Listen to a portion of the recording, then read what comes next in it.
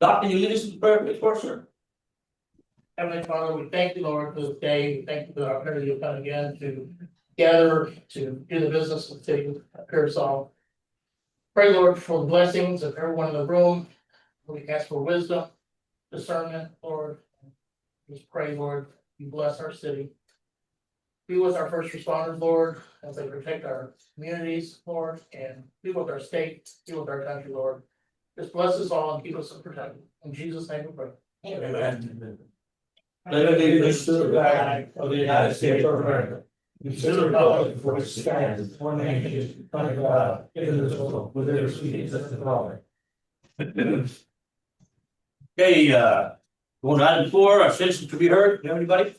No, Mayor, we do not. Nobody citizens to be heard. Okay, going on to item 5, mayor's message. Start off, I'll start off with the back to school splash event that we had. It was a nice gathering. It was really nice to see the whole staff out there, or majority of the staff, majority of the city council people out there too. It was a nice little event, a little bit too hot, but it was a nice event. It served the purpose. So enjoy that one. This one that I have here is the I got invited to the sacrificio. They wanted to show us that building they had over there, and I know some other council women or councilmen got invited. Did you get invited down that way? No, so this was the sacrificio. Who else made it to down there? I'm not sure if they invited. Rodney, I think Rodney was out there too, I think. And they're bringing some more people together, I think, here this week or something like that. So they built up that place really nice. I mean, they had it already, just needed to get organized and cleaned up and all that. So that was a good little outlook. And to add on that, I for the senior gatherings, and I met with a food bank also, and the food bank was ready and willing to help us out. They told them that coming on behalf of us to see what we could put together. Say, I even asked them if they could put packages together for people with the diabetes and stuff like that. He goes, yeah, we can do that too. So they're willing and ready to help. So that was a good one too on that. Moving on, got invited by VFW, the veterans, to go to the bingo, to watch their bingos that they have there. They used to fundraise for the VFW. And by golly, didn't I see somebody out there playing some bingo? Yeah, he was out there con la sirena y con así, la chalupa. Yeah. It was a pretty nice event. Lots of prizes. They gave away they ended up having 54 people that paid, so they gave away 54 prizes, and they still had a lot of prizes to give away. Yeah. That's why I say if we do something for the senior citizens like that, that would be great. Yeah. And I left about not even halfway, about a quarter of the way, because I left, I think there were 14 cars on Yeah. 50 side. But I talked to the lady in charge, Gracie, and she even told me, she goes, hey, Mayor, y'all go through with that sacrifice over there, or get the citizens together. I got tons of prizes. If I got at my house, one of my rooms is just full. Yeah, it's all donated prizes, so she's been doing a really good job. She said, we're welcome to work with that, stuff like that. So that's another plus. So we're pretty good there. The next one that I got here was the convocation I got invited to. On behalf of the city, I got invited to do the supposedly energized opening remarks here at the history there for the teachers. And it was a really nice event. I mean, those people out there were already energized. By the time I got up there, they were ready. So they were fired up for the first day of school, which opened up today. Yeah, and I haven't heard any bad things, so I think we had a good day so far. Thank God on opening day, it's always pretty crowded. Pretty sure our police department was out there making sure everything rolled the right way. So those are the mayor's message that I had on there for this come around. Presentation, item number 7, presentations. Item 7A, introduction to the newly hired Parks and Facilities Director. Is he here?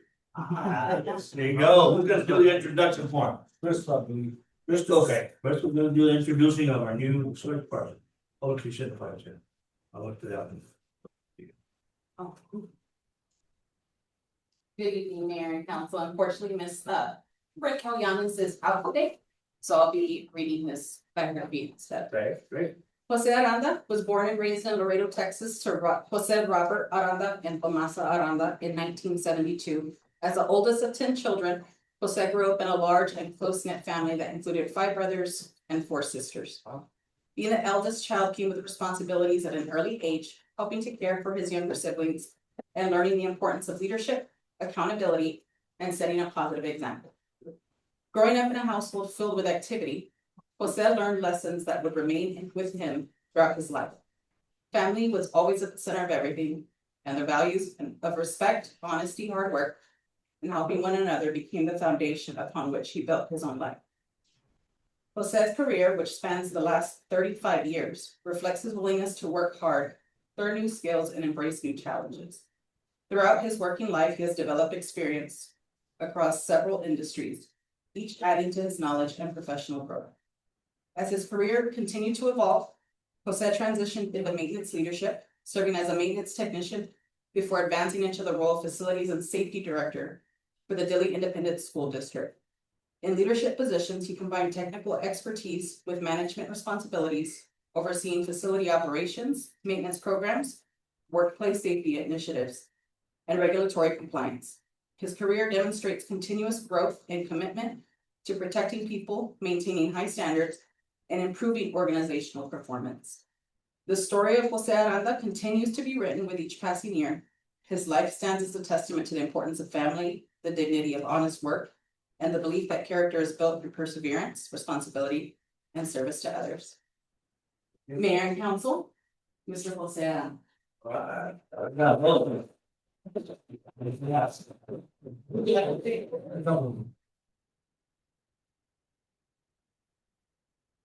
Good evening, Mayor and members of the City Council. My name is Jose Aranda, and I am honored to introduce myself as the new Parks and Facilities Director for the City of Pearsall. First, I want to thank the Mayor, City Council, and City leadership for the opportunity to serve this community.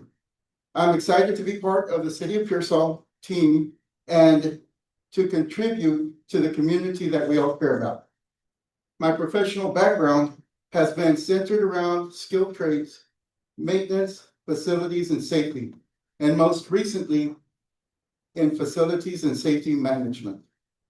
These experiences have taught me the importance of planning ahead, solving problems, taking care of people, equipment, and property, and most importantly, putting safety first. As Parks and Facilities Director, my goal is to help make sure our city parks, buildings, facilities, and public spaces are safe, clean, functional, and welcoming to our residents and visitors.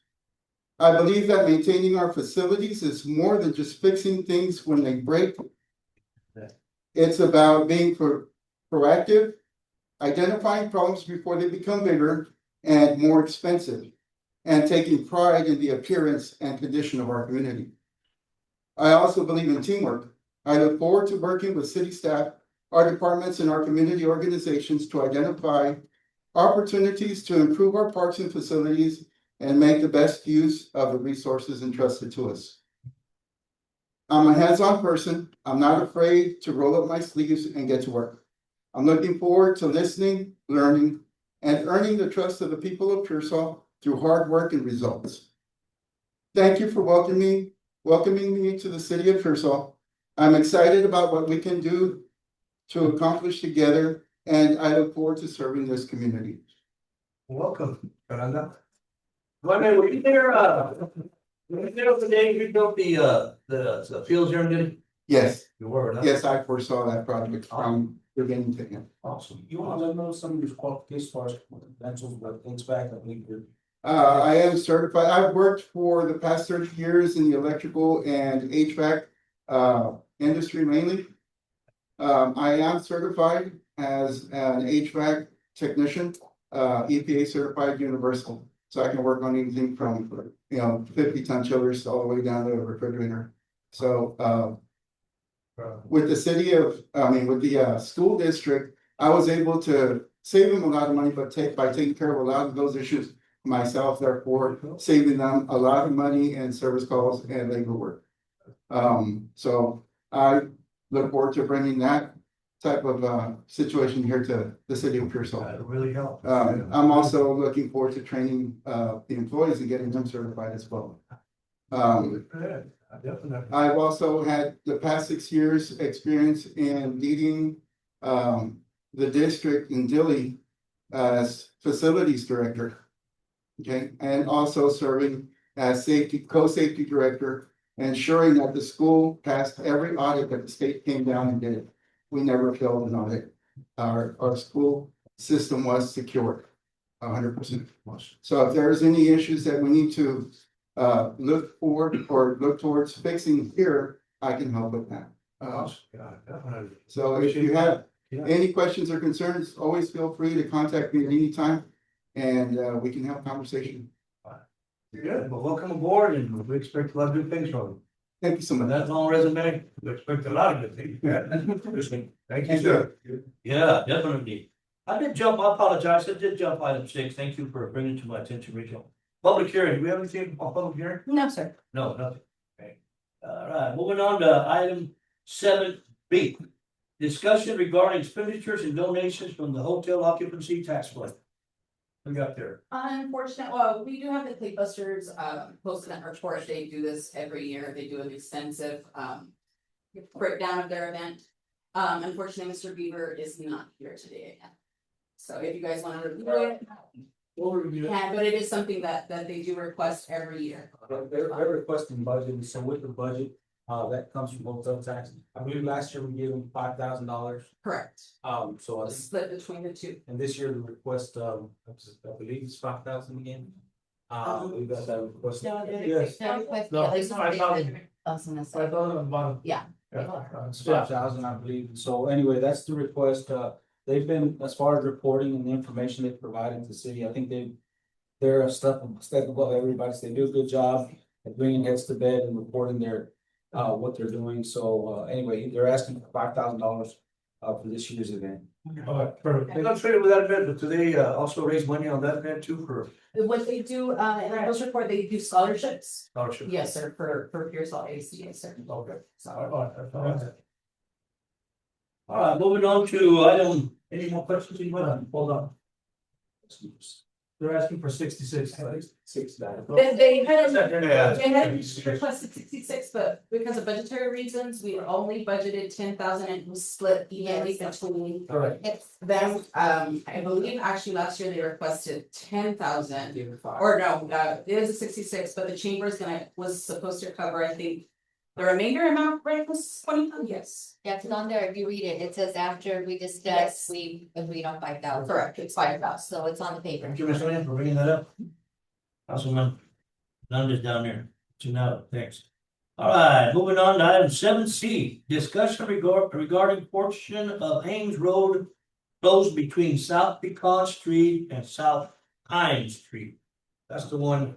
We're all gonna sit down for this one, Mayor. No, I'm kidding. It's something that Hector's gonna touch on. We'll have them, I'll touch on and show you. I'll put it up on the map for us, so we can follow the regulations. Hector, you want, I don't know if you wanna do this, and I can see what they're looking at. I don't know if maybe you can, where's that little? There's Ames and there's. We apologize, y'all can't see it on y'all's end, but y'all, if anybody's. Oh, here. This is, What they're looking at, we just can't get it. Pecan right here. And then Roosevelt right here, and then Pine right in the middle. from here to here. Yes. So, This way. yeah, Not here. there were some citizens' concerns out there, and there was some questions as to what the status of that roadway and what's been going on out there. There's some things that have been happening. So again, we apologize for all that are here for this item, or even if you're not, you're welcome to come and look at this, at what the council's looking at. There's no way, we intended to keep it, or keep it in for anybody, we just can't get it to show on this side. So- Unfortunately. Question about that, if I'm not mistaken, we had already touched this and we were gonna help them until Mr. Trevino requested all that stuff, is that the same road or no? Okay. We'll let Hector speak to this. Okay. But let's just first show them the minutes. This is in your packet. Yeah. This item was addressed back in 2007. So what you'll find there is that what you see are the minutes to that meeting, 2007. So- I kind of lost it. You put that map back on there? So you can explain again. I kind of lost it on there. that he's talking about. So in reference to the minutes, we're only gonna be discussing from here to here. Here's there, but here. That's what's in the minutes. Does everybody have an idea where we are in town? Yeah. Where that's at? The back road by the courthouse, right, that goes like that straight. Put the esquina de Noe. So, No, we go. No, it's over here. That's the difference. I don't remember. so this is the free, Yeah, that's what I'm talking yeah, about. this is the free apartments right here in this corner. Uh-huh. So if you're heading west, this is where you hit Pine. Oh, mine is right Still there. up? Yes. Mine is for, I mean, you read some over there. Going, Yes. Okay. we're not doing all this stuff without permission. It's sad. Okay, so now, okay, got a good understanding. It's so, you understand the minutes, so that. Let's go back to, let's cut the chief. Uh-huh. What's the issue? What's the problem? This road was temporarily closed, there's no definition of temporary, fine, it's closed, It's so, closed. so part of that. It's 2007. That road, some people are currently, it's not a public road. It's not. I mean, it is a, see, let me rephrase, it is a public road, but people have, but we closed it, but people are now. Basically. Forcefully opened. Yes, Yes. so right now, and so they're using that, I know there's been some question as to what they're using it for, but my understanding is there's four-wheelers and other activity going on out there. With the area that's closed, and so. So let me ask you this, is that road up to standard and safe? No, So they close it. so, Okay, yeah, it's close. I remember that, because I remember Pepe and that according to the minutes when I read, I remember it was a deeded area that really wasn't, they had just given it to them. So I don't know, given to the city, the city back in the day. Yep.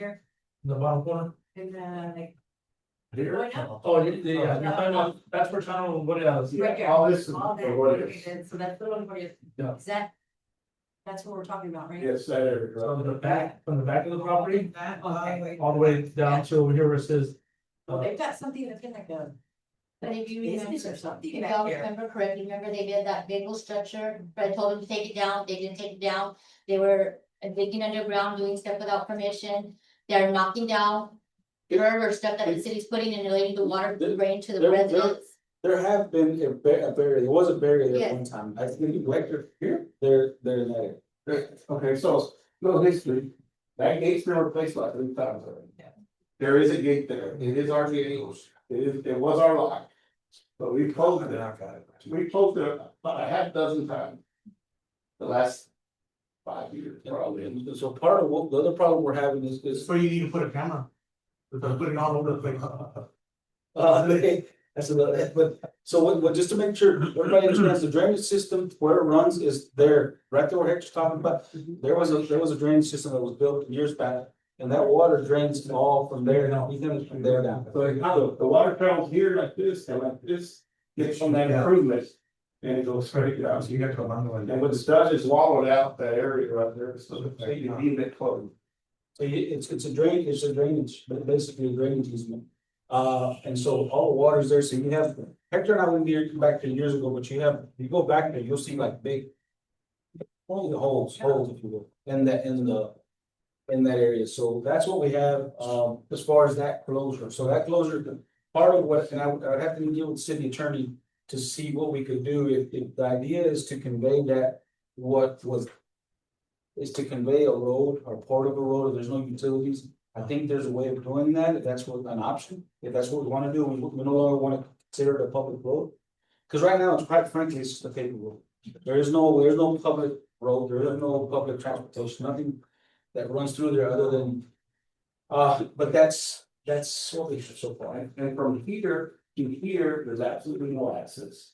It's completely wooded out, so all the activity happens from here to here. That's it. Okay, so there, in between that area there, what houses are there? That's the one that used to be Ronald's house. Ronald Martinez. Yes, where is this wheel here, right? It's in the middle of the stretch.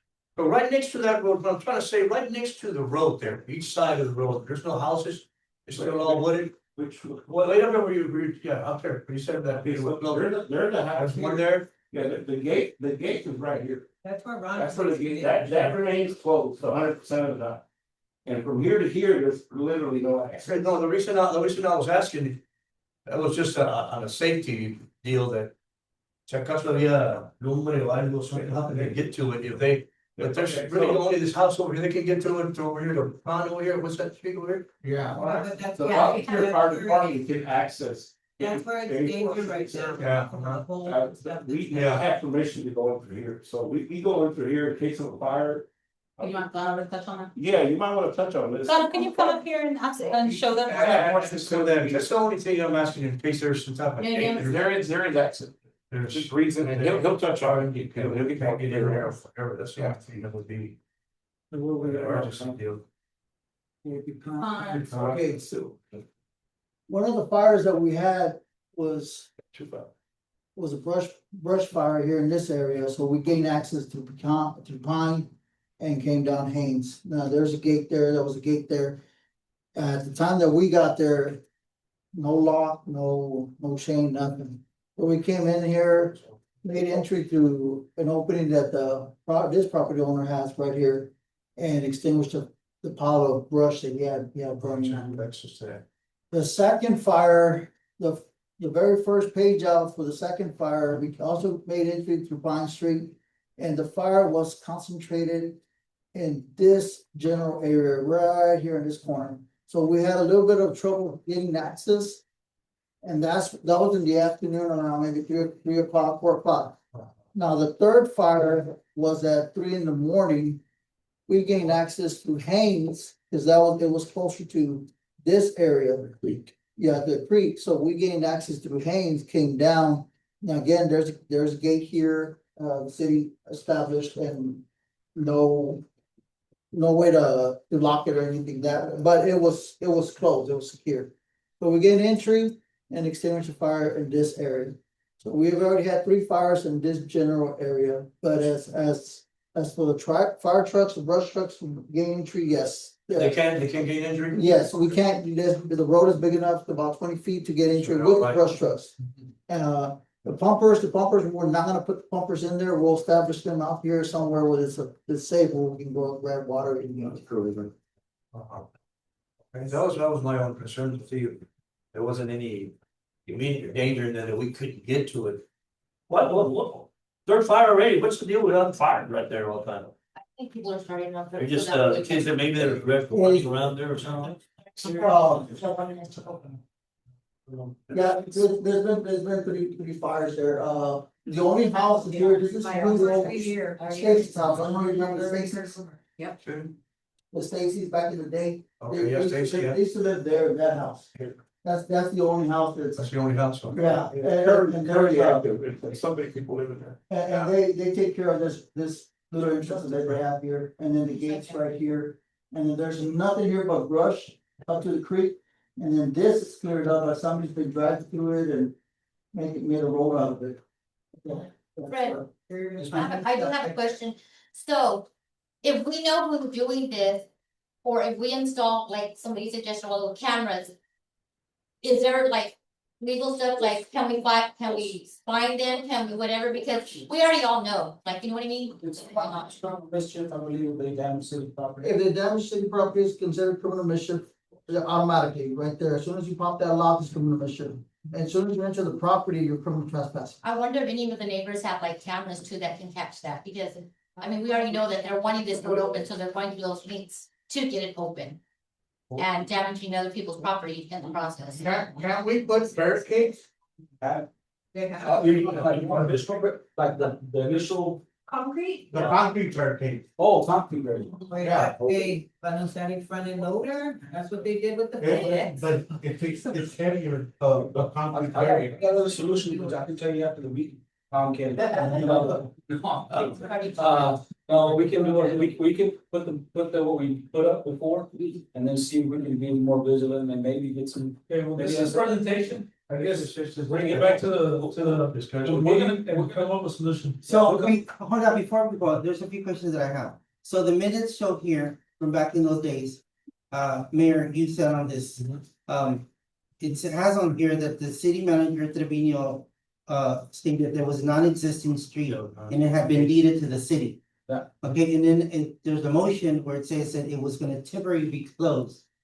Okay, so I think that's where the argument is. How long is that temporary to be whole? Okay, so, but yet it's needed to the city, so what I wanna know legally, what can the city do? Because it belongs to the city, what can we do to meet just our standards? Yep. And to the point, and then visit with the citizens, with the residents that live in that area. And set those standards so that we can all be in the same page, so they would have to abide by whatever the city codes are. And at the same time, the city has to do what we can do in our end. Right. Because we can't just ignore it, guys, and keep ignoring it, it doesn't work like that. I mean, because Tell you if, something already though, there's hazard, there has to be a way, I mean, open it It directly, not. would be an extraordinary amount of money to get that area to where it's drivable for a public road, so you're talking hundreds of thousands of millions of dollars. And so my point is that if you wanna get into that standard, there's other options. Speaking, again, I have to speak to the city attorney to see what we could do to, if it was considered a public road, somewhere along the line, there's history behind that's becoming a public road. So we would need to know, do we wanna keep it as a public road? We can abolish public roads, correct, and the city attorney can correct me, but we can do things with public roads. You can deem it. Bob's probably better more qualified than I am, but Bob, what would be the other solutions we could have for a road that's really just a paper road? I mean, really is, it's just a road, there's been some public, it's closed, but there's never really been, we don't have asphalt, there's no. It's just dirt. That's all it is dirt. This is dirt. So, I don't know what the potential solution, but you have landowners on both sides. And there are no utility. Yeah, so you talked about the two things I was gonna do. One is utilities, two is whether that's part of a plan of subdivision that was previously approved by council. Right. So that's the start. What was I about missing? If we can get, we're gonna verify if it was a publicly platted road subdivision, and once we do that, then we can come back to the council. Apparently, Pepe did the legwork, he found out that was either they created a road when he was here, or there's some history there. So we'll verify that, and then from there, that'll be our first step. All right, bring it back to the road. Yeah, so drink it. We'll keep on studying that, see what, do this, bring it to us. We will keep it closed until the meeting, just so you all are aware. Yeah, well, you can close, I mean, that's no, that's not a big piece. Any more questions? Okay, so what, I'm sorry, maybe I'm not understanding, what's the issue with the creek? I know it's. The drainage, it's turning into a creek, but it's just drainage from all of It's it. not supposed to be a creek, it's supposed to be just drainage. Well, it's the same, ultimately it's the same thing, except that you just made a health hazard by being deeper than normal and inaccessible and all that good stuff. Once you say you build a road, you're gonna have to build a road that has drainage, so that water runs somewhere, if not, you're gonna, all you have to do is. The drainage is what's gonna cost, Yeah. The engineer, because they didn't have to figure out what it's right. Okay, thanks, Chair. Thank you, buddy. Council, any other question, any other? Oh, okay. Hold on, Susan. I have her at 627. Yeah, coming in at 6:27. Yes, I had moved that. Welcome, Miss, he's in. All right, moving on. Let's go into item 7B. Discussion regarding the hotel occupancy tax service agreement between the city of Pearsall and Chamber of Pearsall. Mayor, Yeah. good evening, we were passed it on page 22, I believe. What you'll find is our initial agreement with the chamber. At the request of some council members and maybe our past discussions, we talked about. Moving forward with this agreement and the contract and ultimately with the chamber. But at the end of the day, this is the agreement that binds us to the chamber. So it begins on page 22. In the agreement, and Juanita's here, and I'd like for her, she could, if y'all need to ask any question you may have of me or her.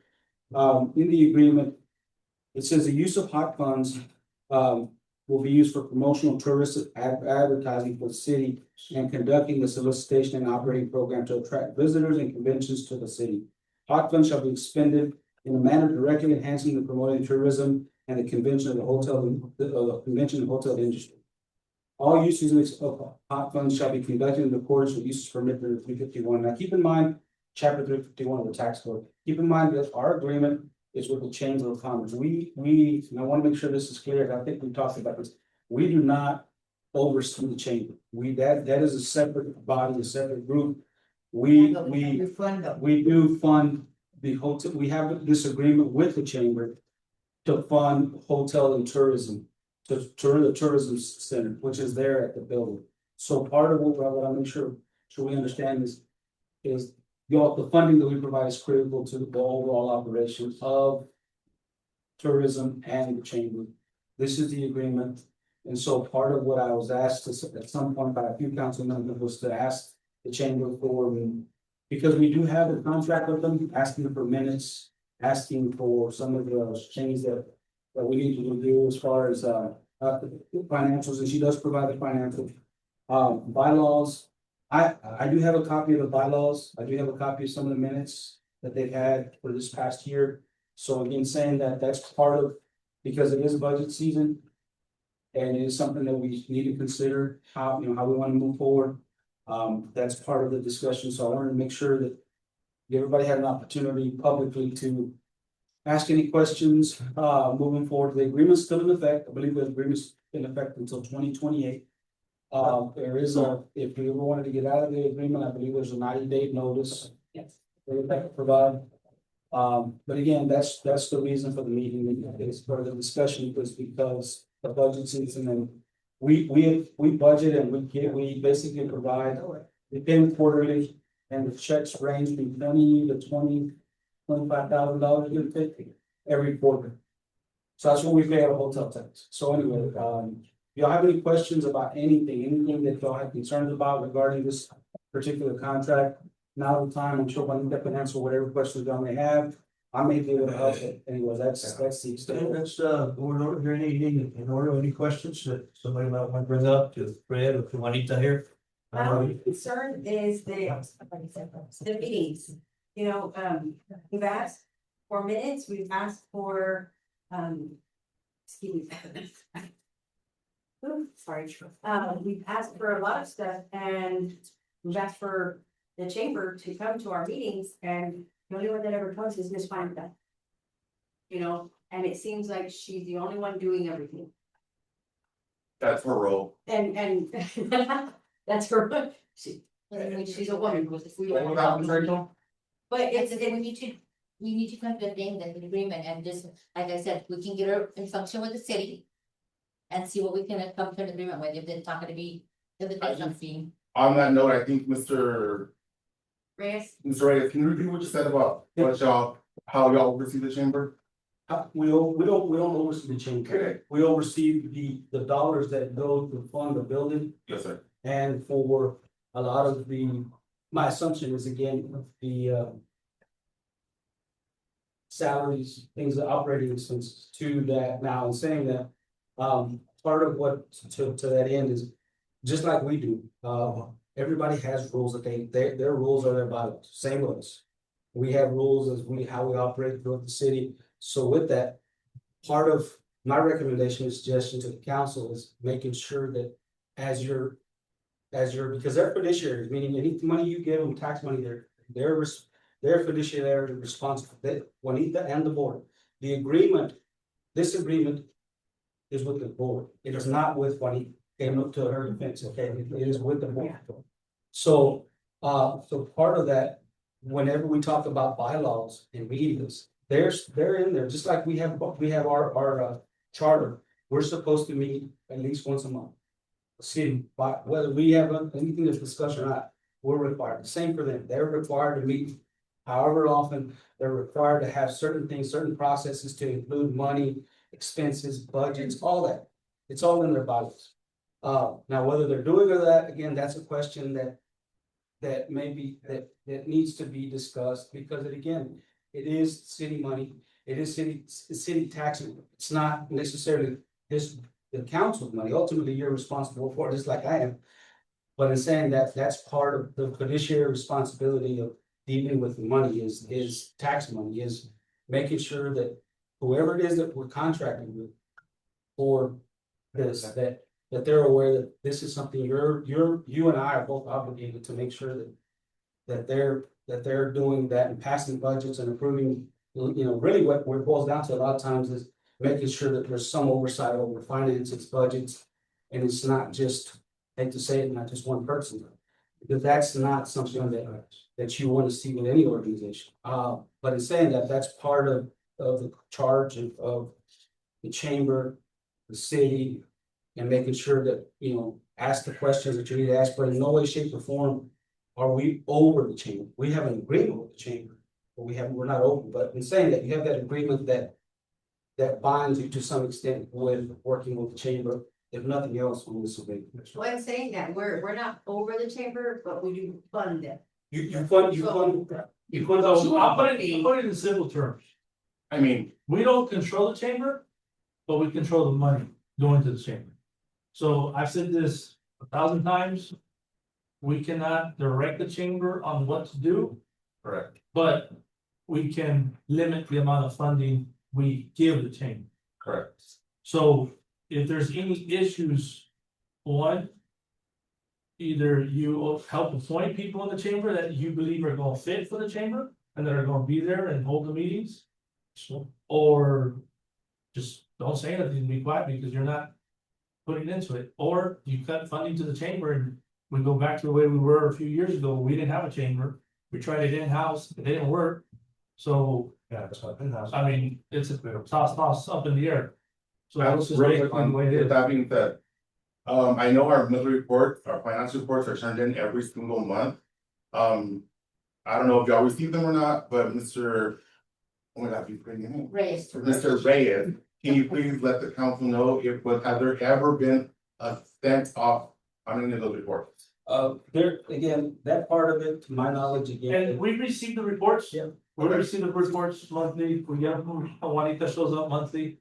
I think what most of the council issue Mhm. is that when they go to events, they see Juanita 110% and they don't see any tells behind her. But he just clarified that that's her role, nobody else's. But, so I guess what some of the council members would like to see, Mhm. and correct me if I'm speaking out of turn for anyone, but they would wanna see more people supporting her. And also being more involved, and maybe having like yourself, one person or two people or three people show up to the meetings.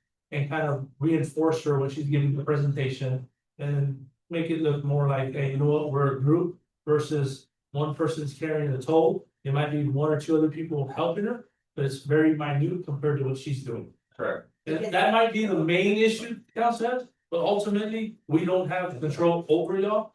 All we do is control the funds. I will say that. If that's gonna be the case, then, why not just pull the funding from the chamber, offer Juanita the position here with the city, doing the same thing.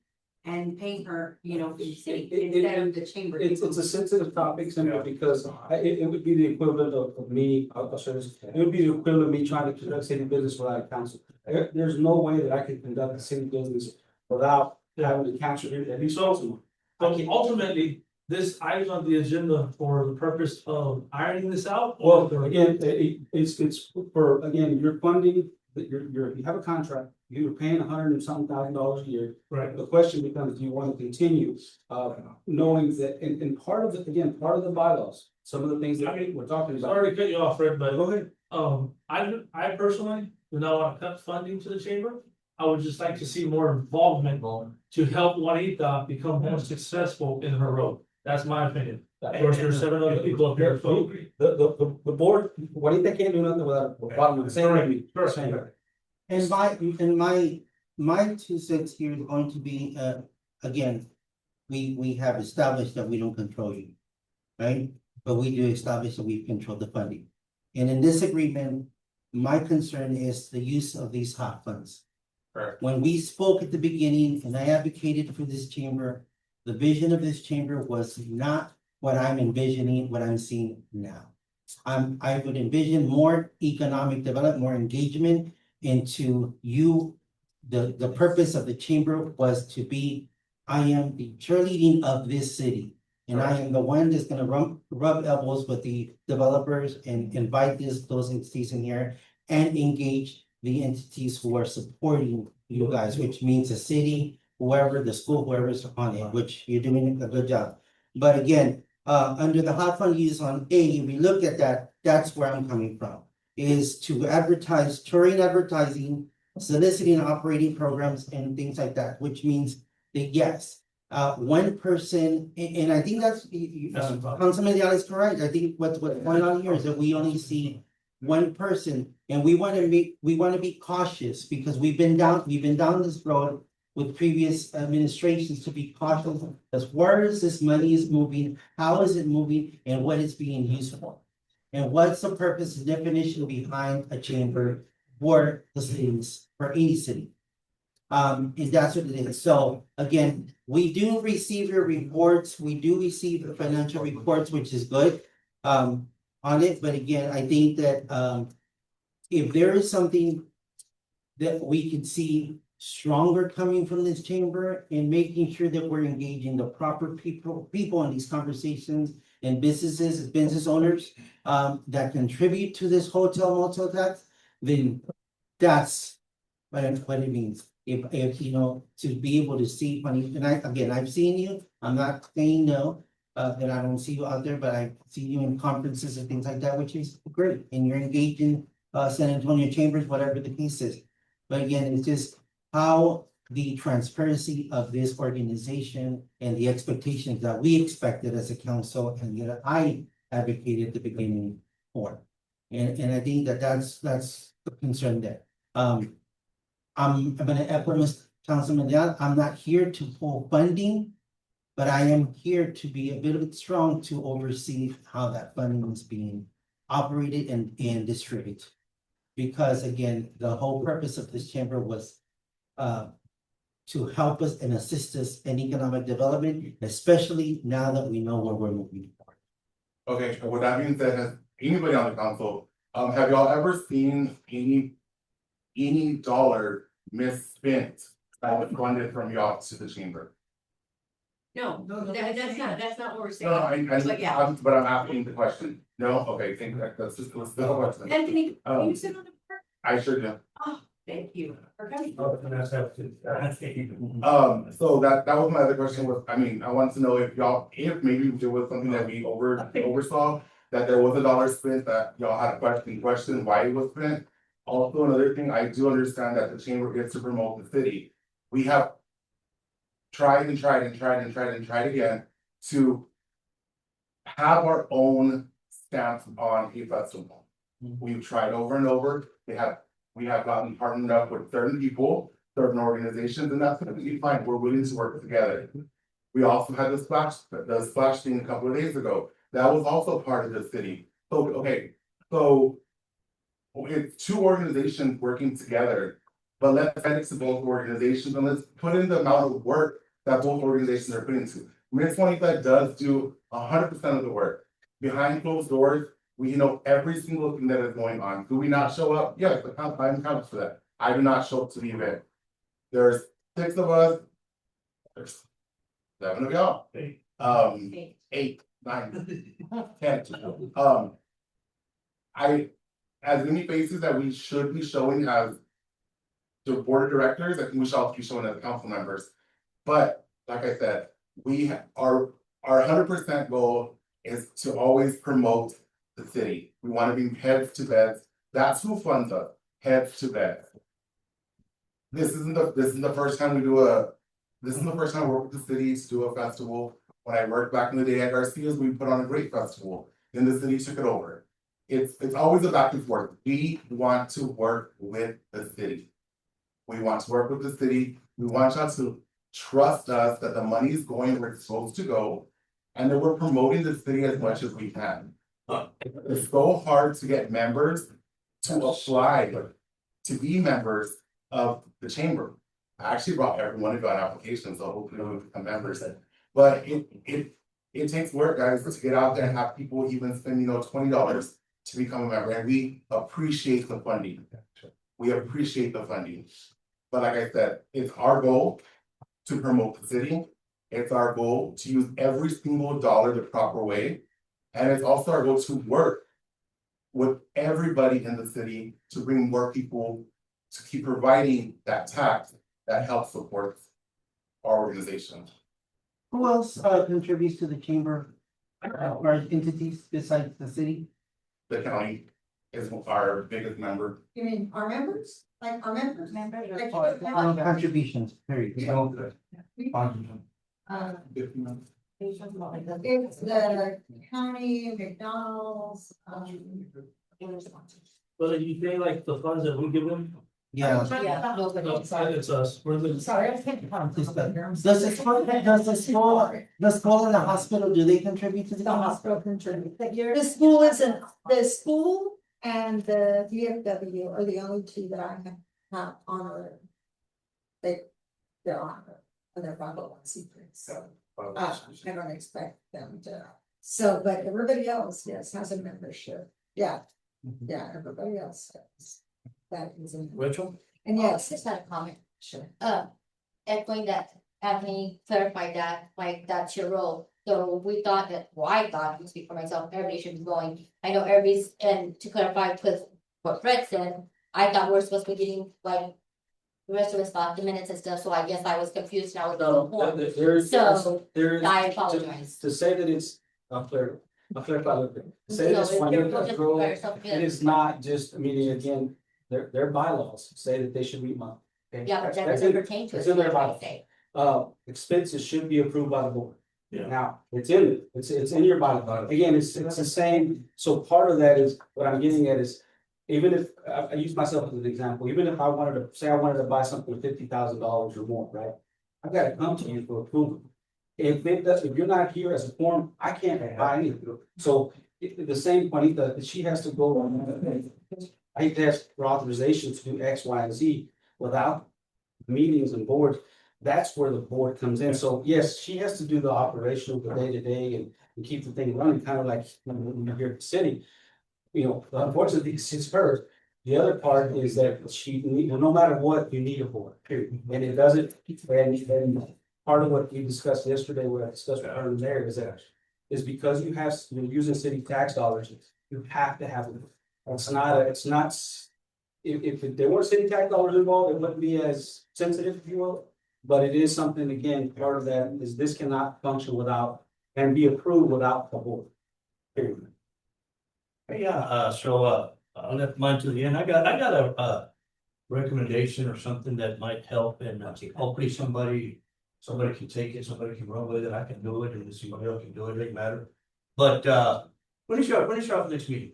The 20th. The 20th, okay? This is what I recommend, council, and, maybe we can do it. For one of us to go as a liaison and just sit there and roll with it, but you can't vote, you can't do anything, but you can roll with them on what they're trying to accomplish. And that way, we do have an inside view of what's going on behind closed doors. And I think that's what we need. We need to just for us to be more aware of what happens behind closed doors. And we can see what she does. The groundwork is tremendous. The groundwork is there. Now we need to see the administrative part in there, but I think that would be a good idea. Like the public bill. Yes. So public's invited, but I do think that maybe a Our meetings have always been They open. used to go, yeah, and we have suggested it before that, bringing somebody as a liaison between the board. I think we can rotate and do that, and then we can have some That insight. was still on board and it just never came to fruition. But, We can do that, but at the end of the day, we've set our expectations. and Yeah, agreed. yeah. You voiced your expectations on how you operate.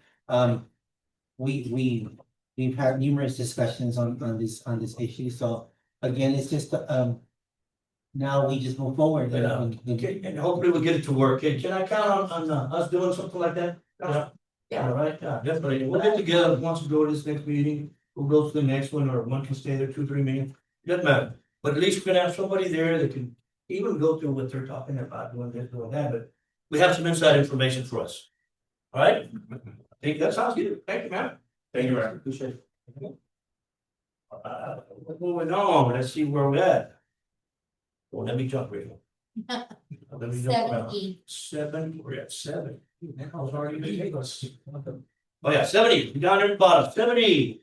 Presentation by the court enforcement on recent enforcement efforts, property compliance initiatives, and identified property areas within the city. I know, Esquivel, code enforcement, what do you got for kind Got that whole group back there, he's gonna go over all that. of, all that? And I know what the information Do you have a 17-page presentation is. in front of you? And I'll also be explaining it if you're on top. First of all, excuse my appearance, it was a long, hot day today. Smelling. It's Yes, good. you done a good job. Well, Yeah, I'm gonna start with the detailed housing data. This was done back in 2021. And in my opinion, standard interior, it's almost about the same. What I really look at is the dilapidated ones. And it has to be in plain view. Anything that is behind privacy fence like that, I cannot find privacy fence. I cannot see, it's gotta be in plain view. So what I'm looking at dilapidated housing is a low bearing wall shifting? Is it in an angle? Is the roof kind of lopsided? Are there missing windows? Is it more than 50% wind damage or weather damage or fire damage or water damage? So once I get consent to enter the property by the property owner, say what's going on with your house, or I'm trying to fix it up, whatever the case may be. Yeah, fine. So we start right there. I start right there, taking notes, getting his information, phone numbers, people to contact. The problem that I come with, that I've noticed a lot here in Pearsall, now I got 24 years of law enforcement experience. And then within those 24 years, I did codes. It was intermingled with each other. So the problem that I see here is there's a lot of abandoned houses that are dilapidated. Okay, so we're gonna go over that. On the survey, it says there's 62% of these dilapidated units are occupied. Now, 62% of these dilapidated, that's a lot. Now, is it actually property owners that own these properties that are living in them, or is it squatters? So then once I find out that it's a squatter, then we're looking at legal action, you're looking at how long have they been there? Have they been there more than 10 years? Have they paid, taxes? Have they just moved in? Is there? So when it comes to that, I will have to sit down with Mr. Reyes, with Crystal, with Bobby, and say, how can we approach this? Because I'll give you an example. I have a house where there is squatters that are living. I found the property owner. On the deed, everything else, property. I approached the property owner and said, do you want these individuals moved? If you do, you have to do the necessary paperwork, the 30 days eviction, stuff like that, all that little nice process. No, I don't want to be bothered with it. I don't want the property. They can have it. So I'm stuck. So, okay, fine, all right. That's fine, man, that's fine. I go back to my resources. FreeOCAT. Look up FreeOCAT. And we're looking at anything behind taxes. Yes, they're behind the taxes. Okay. How far are they? 2,000, 1,000, over 5 years. That pulls me back because there's no foreclosure. Without being a foreclosure on the property, I myself or the city cannot go in there and take the property. Okay, without the effective consent of the. So, okay. So keep that in mind. Keep that in mind about squatters. They give us. Squatters after a certain time, There's a It squatter becomes Texas squatter law. I Yeah. cannot recite it off memory, but there is a Texas squatter law. Didn't they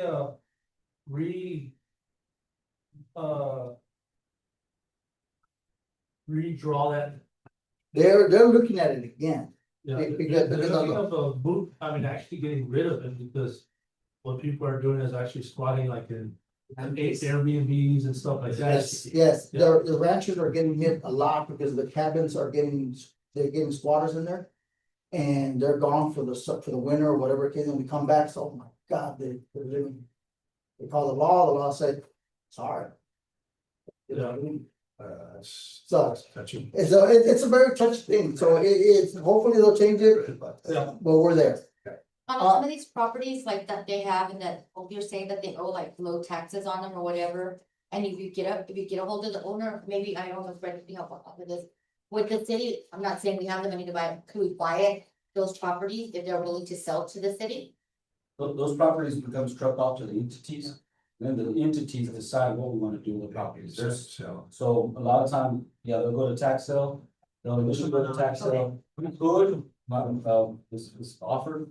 But a lot of times, what we've been looking at, like, we have a list of 5 or 6 properties that have been struck off that none of the taxing entities want, if you will.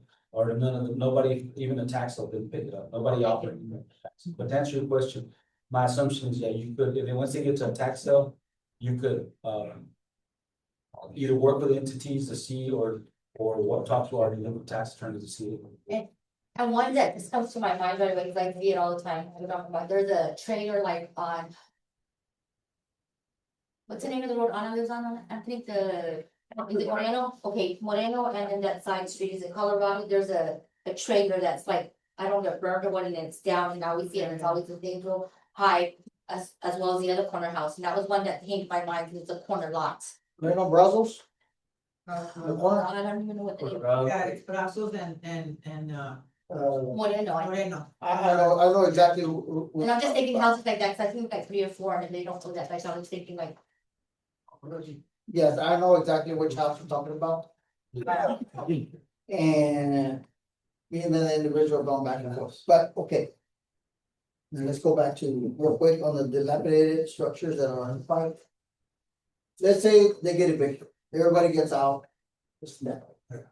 Tell the owner you need a demolish the house. I'm doing it. Certified, person notice, second certified mail.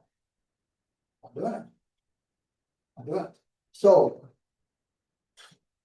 When I go back, now I have to sit down with Mr. Reyes and Crystal and most likely the attorney to say, because if the city wants to demolish this house, we're literally seizing this property.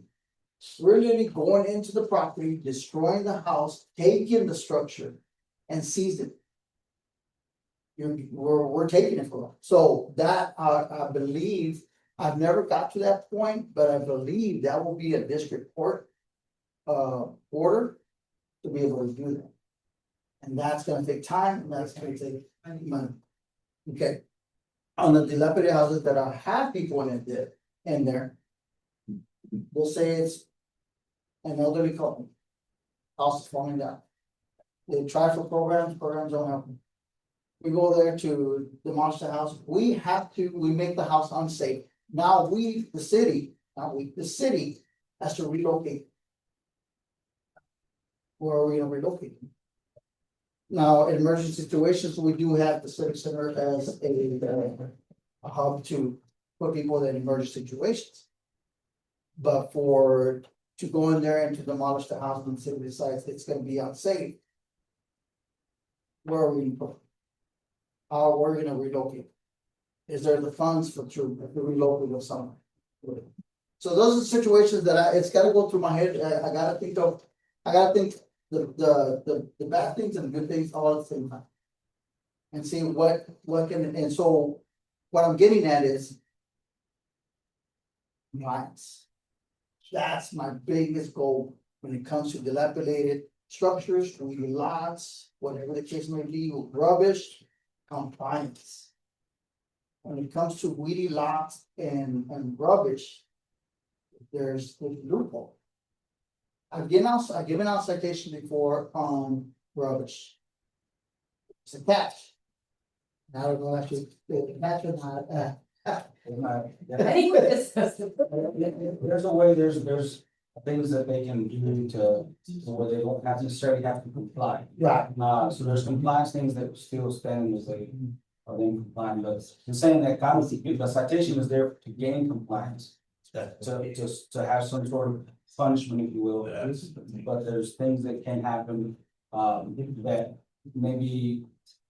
Again, mitigate that compliance or that punishment, so. Yeah. Yeah. So it's something that I have to wait.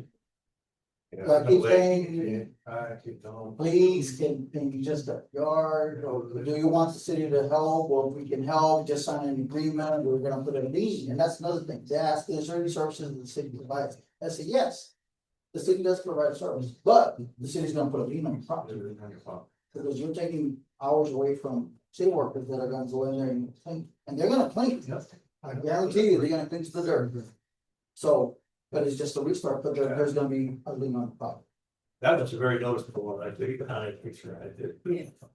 Yes, Yeah. this one here, I finally found, okay, everybody that lives here in Pearsall and related to, in relationship to this lot has passed away.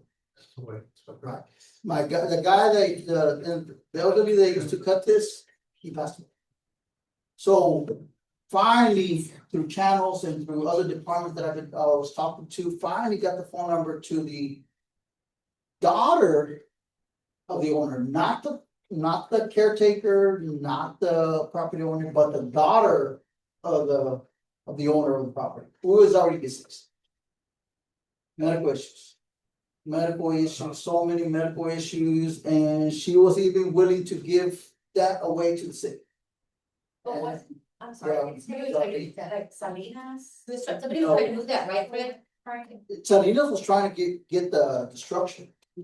Oh, just the structure, Yeah. trying to move it out of that space, I remember. And she was trying to get rid of the RV and give it to the city, I said no. I'll be driving that thing in the city unit. So this is one of the properties that most likely the city is gonna have to go in there and clean up. They are behind taxes. Again, either it's homestead, whatever the case may be, they're not getting that full amount of taxes on that property, so they're getting minimal. So it's barely trickling up there, barely trickling up there. So yeah, this is one of them. This one here is it's on Apple Street. Now, this is a periods, I've messed with this property before. The owners have passed. Sons have passed, daughters have passed. So only one son that was left, and he's been trying to get care and custody of the property, but he's not doing a very good job of it. Taxes were already up there. I think this one's 10,000 on the taxes. So it's gonna get to the point that the city's gonna have to go in there. It's one of our projects is gonna go in there and, and the department that helps me out a lot is the street department. They're the ones with the equipment, they're the muscle. They go in there and they'll clean to the dirt. But my question is, how long do we keep doing this? How many times are we gonna do this? And I mean, Is there anyone who can charge the? Just leaving the you couldn't be on a property, it's a revolving, it's revolving in the sense that whenever somebody's gonna put in buying it, they don't wanna pay for the leads. I mean, that's just, so it's just a constant. Right, so. For instance, we clean it, we put a lien. And they put it up for auction, don't we lose it? You don't get the money. What happens a lot of times, council member, is that if they will pay for the taxes, what's owed, they're required to pay for the tax. But when it comes to paying the lien, they won't pay for it. So in the city, somebody has to say, okay, we'll just get rid of the lien, just take the property out. So we're losing money. Well, we're basically trying to keep it because we know it's a public health and safety issue. I mean, we have issues right next door as an example. It's just, it belongs to the entities, but we the city are cutting it, not because we just willing, like we wanna cut it, it's a public health and safety issue. And so a lot of this is, and we don't have enough staff to hit every property. But what we're doing as best we can with the ones that we know are like really, really bad. I think what the misconception is that we're not doing anything. We are sending letters. We're trying to find notification, trying to find owners, trying to find, whoever's responsible for these properties. Because at the end of the day, ultimately, the city, the taxpayers are the ones that are going to pay for these properties. Whether it's cleaning them whether it's, whatever it may be, I mean, we're the ones that ultimately the taxpayers are gonna have to pay. For the cleaning of these properties. And what I tell people, and I'm kidding and not kidding, we do become an expensive lawn service, we really do. And it's not anything, that I'm proud of, but I'm just saying that that's what happens, This one looks like the one that we So had. could we contract the contract, if it's costing us a lot, and find somebody to contract it out to, which would probably cost less to go clean it? They could, like anything else where the. I mean, if you wanna do it cheaper, I'm just saying. I mean, you could, but at the end of the day, it's still gonna cost whether we do it through manpower. Or, but it was gonna cost you. Yeah. It's gonna cost the city either way. Yeah, The city's the only one that can do it. You're gonna cost, I think one of the bigger expenses, and he's here, but I'm gonna pick on him a little bit. Just the expense for a container to clean that property. The paper container to haul that off. I mean, you're talking, and again, but those become expensive, just to condense it, it's just the way that. But it's just, I know it's gonna be expensive people, but I'm just saying, so. I mean, it's something we could consider, I mean, and it does take manpower away from. That's what I'm saying. Yes, sir, it does. He's like this one, Ronald, because I know there's one that, I know Ms. Camacho called me on a lot of times, I think it's over here by Tuna and San Marcos, I don't know what the name is. Yes, But it's one yes, that yeah, burned, they it's- found a Yes, lot of it's- needles and stuff, and Ms. Mhm. Camacho would call because her niece had to move out of that house because of the rodents, the snakes and everything that was going to her house because of that house. Yes, the corner house on West of Marcos, that belongs to Bristol ISD. Bristol ISD got notices of violation to take care of that issue. So they have been going out there and cutting that corner house. This one here, I mean, the one you're talking about that burned down, yes, it was infested with apathetic needles. It's a chance that, I mean, you walk on there, if you're not wearing filter boots or whatever, it'll go Yeah, I through know, and then. Ms. Camacho reached out to me because her niece physically had to move out of that house because they were always getting rodents and all this other stuff, and the needles and stuff, and she would clean, because they wouldn't clean the alleyways, so she would clean it herself. In that, we discussed, that and then finally, the stuff ended up on the roadway. So we ended up, eventually picking it up, but that structure still stands. That structure was under investigation because it was possibly an arson case. And it So, belongs to Pierce ISD? no, the one next to it. Oh. No, the one next to it on the corner, that belongs to First ISD. I believe that's the same property owner for this one, correct? Yes, the scope. This slide along with the next two are owned by the same property owner and that's why he's having the same issues with these next three properties right here. This one here is also the property owner that I've been reaching out to, that he's trying to change the property under his name. This used to belong to his parents. Parents left it to the son passed away. Son left it to a wife passed away. It's all, they all have passed away. So this will be another area that we're gonna have to hit again and clean up. Mind answering one question here? You mind answering one question on that? Yes. Mr. Donald, I heard you say that one of the pieces of property was left to the son, or I mean, the parents that passed away, correct? Yes. Okay, I know you're not supposed to offer legal advice, I don't know how y'all do it with legal advice, but if you direct them to Texas Law Help, they could actually fill out an affidavit and they can become owners of that property. There's type of affidavit, and that'll actually, for the people that do want to take over that piece of property, if they can get that proper paperwork filled out, then they can become the owners of that property and then from there. What is the name of it again? Texas Law Help. I'll do a research on it and see what it Yes, is. it's just affidavits of heirship. If the parents have passed, the siblings have passed, you just get the proper signatures you need. You file it in the county clerk's office and then the property becomes yours. But they would have to pay the liens before acquiring that property, or are those waived? They will probably have to pay, well, depending on how, like, if they have names, of yeah, they're gonna have to Yeah. pay them, but, if it's gonna be like a gift or something like that, it all depends on the wording how you do it. Okay. Thank you.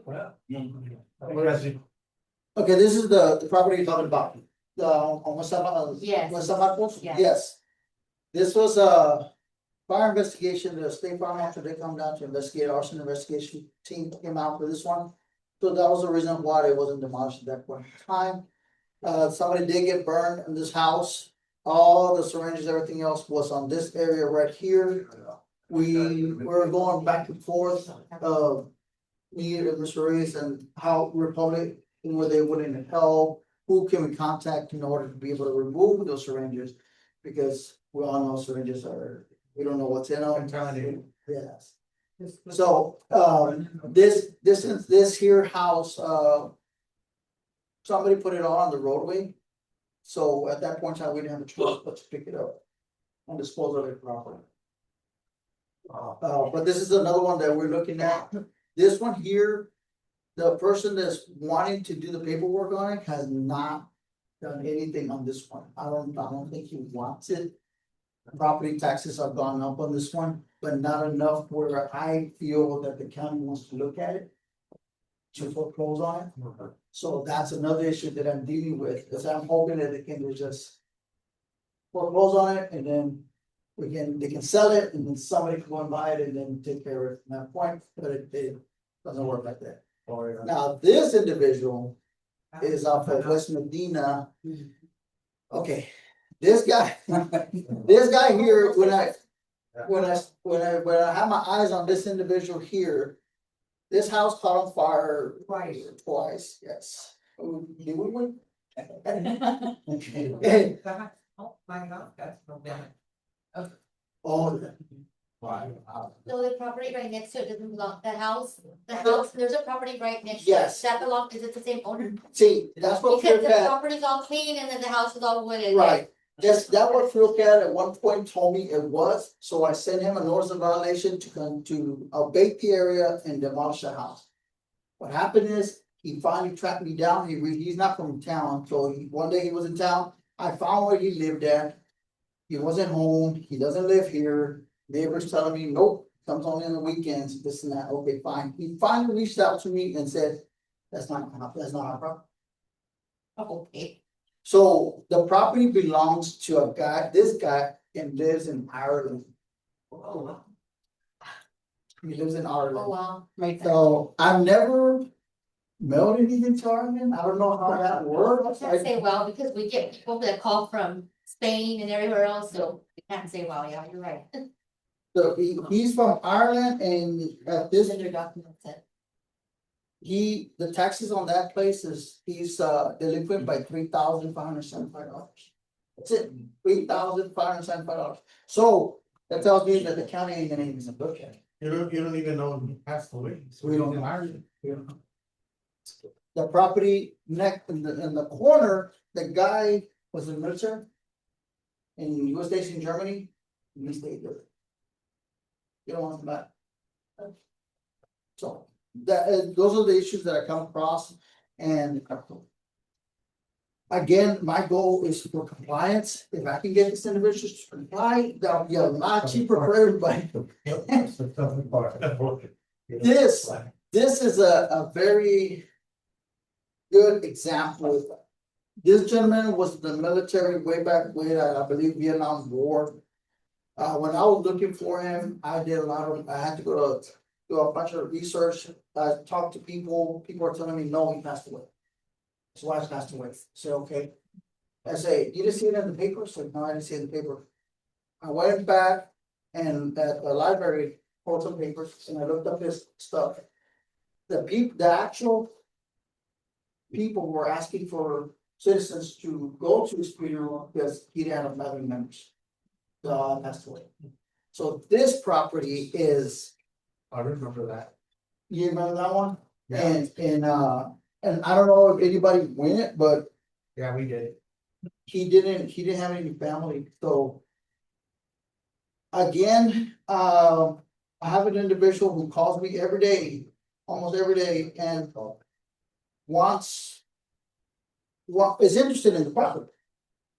But the county hasn't foreclosed on it. And at this point, since 2021, he owes on delinquent taxes $2,525. So That again, means he's been paying it. county is on the state. last time they were paid on 2021. 2021, 5 years ago. Also, the property taxes on that much. No. So this is another property that, are we gonna, is the city gonna keep on mowing and cutting? And but now that the new information that was just gathered, maybe that will help out and eliminate these issues. Now, this right here was my biggest accomplishment, that I feel was my biggest accomplishment. This was the demolition of the grain bins off of Elm Street in Beaumont. I don't know if y'all remember that. Now, this took back and forth with the railroad. We were back and forth until they finally, and I was sitting on case numbers, fire reports, case numbers and fire reports, how these were catching on fire, how the homeless were setting them on fire, and we were responding at 3, 4 in the morning. So they finally came out and almost they took the, and I feel that was my biggest. It was an outside agency, one Friday that came down and did it. Whatever that was at. Now, okay. This is. It's the 320 something. Oh. Sorry. Very afraid. This has been a big thorn in my side since I started. We don't have to, It's publicly owned. When I had the appraisal, when I was at the appraisal meeting the other day, I did ask why the other entities are not involved in it. They said. They just. No, see, Oh, you just, yeah, the city's doing it, but I did ask them, I said, when that property gets sold, is the city gonna get reimbursed for their all the? And they said, yes, the attorney said, yes, the one that was there. So. well, this building has more than just. It has people living in it, Right. and just recently with Mr. Reyes and Crystal's. They're beginning Oh. right now. No, yeah, they come in. That's why you These- see the boards taken off. The city is the one that went and placed those plywood boards to keep everybody out, but. We put the Keep everybody out. the trespass sign all the on. stuff, all the other entities are wanting to claim over yet. Now, I did see one guy pick one up and put it on top of his car and drove it off. By the time I ran to my city-owned vehicle, I started getting crampy. But this here. This was infested with Africanized bees. And we know that person. A lot of city employees know that person. Jimmy, So. Jimmy, that's that. So, Mr. Ray said, removal. Really said, go for it. So we started doing the planning and everything else to get these bees removed before school started. And they've been terminated. Yes, sir. Good done. And the way I tested it is, walked up right underneath and took a picture to make sure they weren't. So we're good. So, but this is the biggest thorn in my side right now. It does have fire damage in the middle of the building. It has collapsed in the middle. And there's a lot of water and smoke damage and fire damage. Now, there is signs of people actually staying in there, sleeping in there. Okay, that's food, clothing, blankets, and maybe even kids that have been. There's been several reports to the PD where kids have been seen on top of the roof. Oh. But the way me and Mr. Reyes are discussing, we can't do it all. No. We tried and we tried and we tried and. You know. I don't know. And then when nothing gets done, we're the one who gets the call, hey, why are you in there, why haven't they cleaned it, why aren't they cleaning it, okay? Explain to me.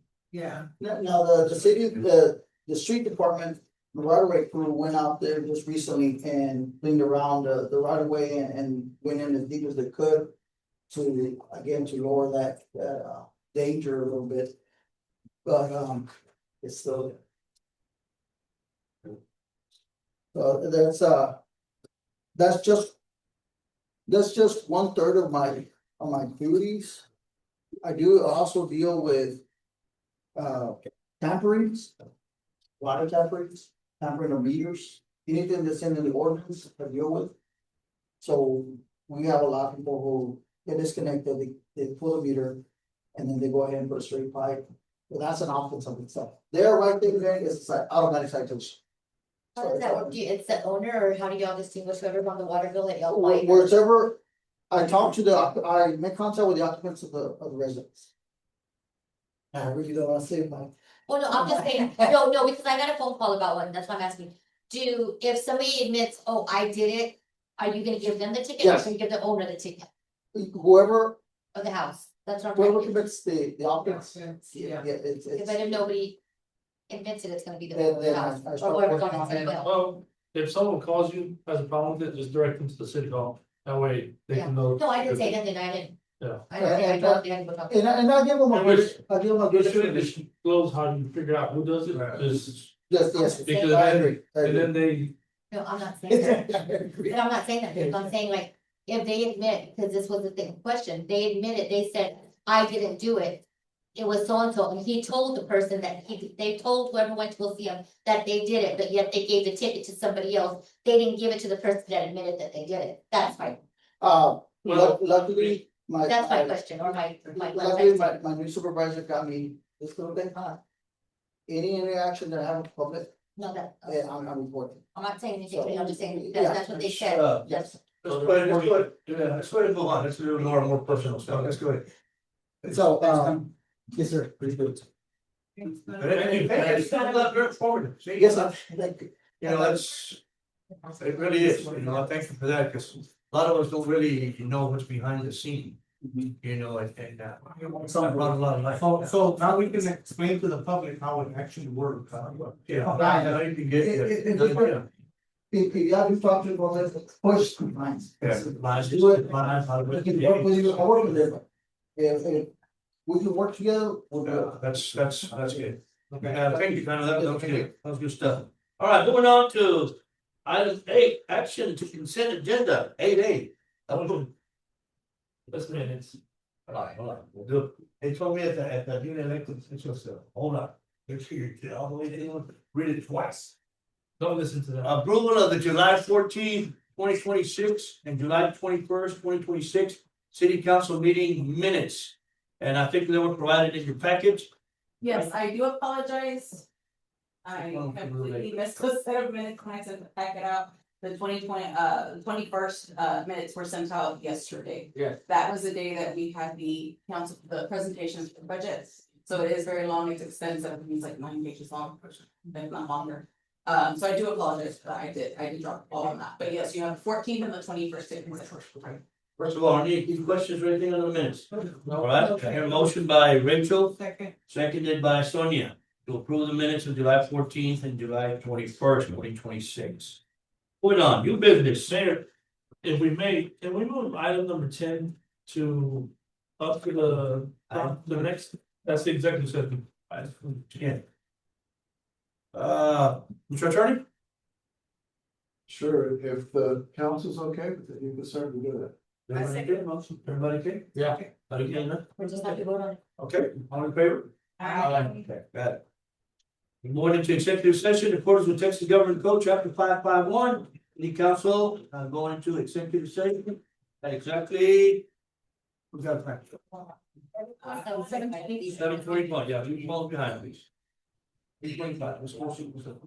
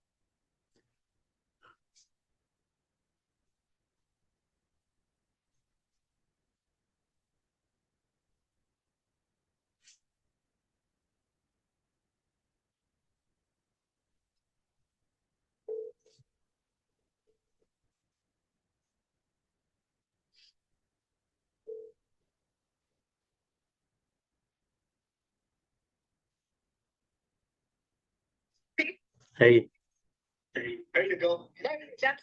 can you hear me?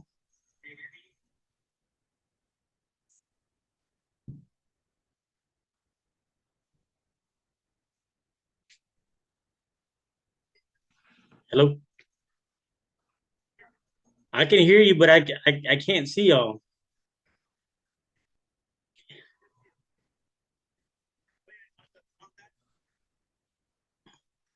The 287G?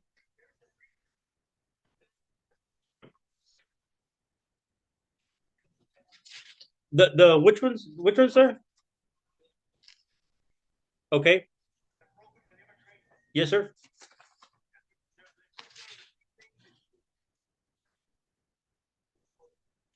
Okay, so what it is each officer that's gonna be eligible has to have 2 years of law enforcement experience. We're gonna have to do 40 hours of training, and we can implement this between 1 and 2 months after completion of each officer's training. Um, so and it basically it gives us authority to identify immigration enforcement needs, um, arrest individuals for immigration violations, transport them to ICE facilities, or contact ICE to confirm status, determine enforcement actions, and if applicable charges, and booking individuals on local or state charges.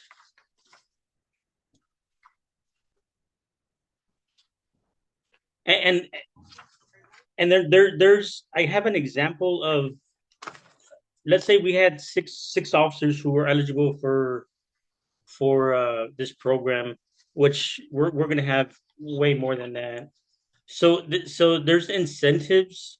The incentives is one incentive is $100,000 for one-time vehicle, for incentives for vehicle, one-time equipment incentive, and that's $7,500 per officer who we assign.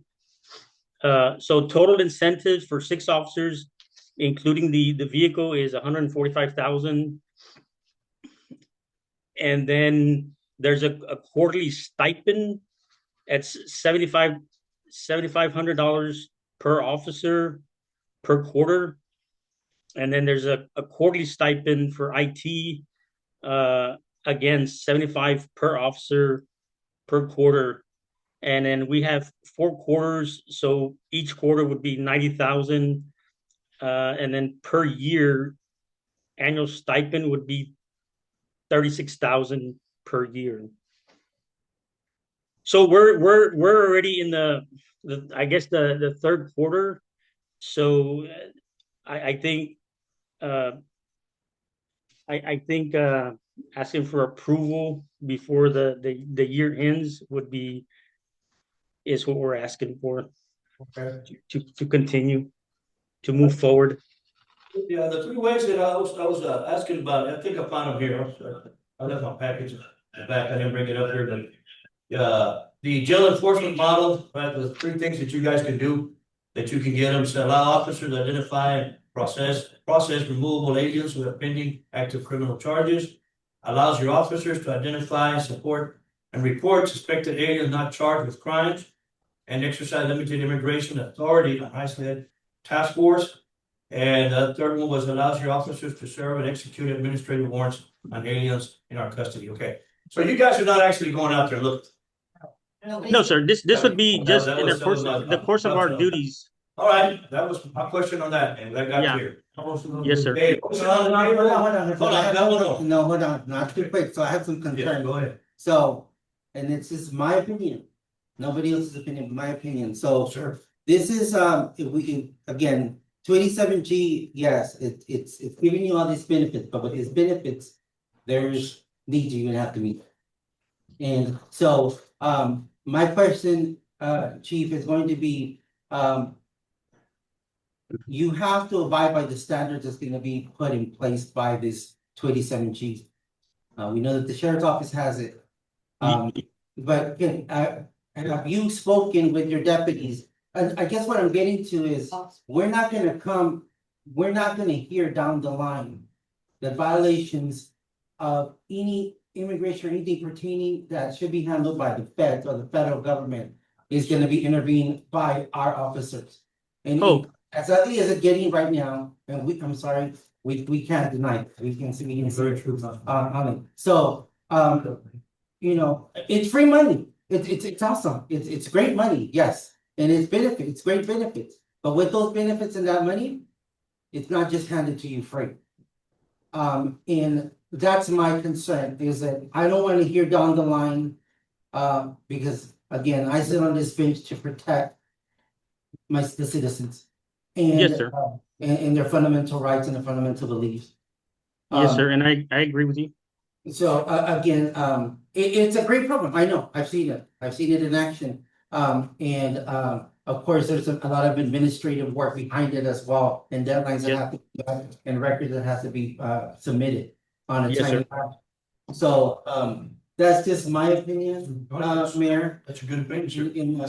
I'm just concerned about the racial profiling. I don't know if I'm allowed to say this, but I reached out to a councilman from out of town because they have the 287G. And a lot of their constituents are being racially profiled. There are their own people. And that's my only concern. This is not what I want. I can assure you, we're not gonna be profiling anybody, man. Most, I mean, if, and because like Ramiro said, we see it all over the news.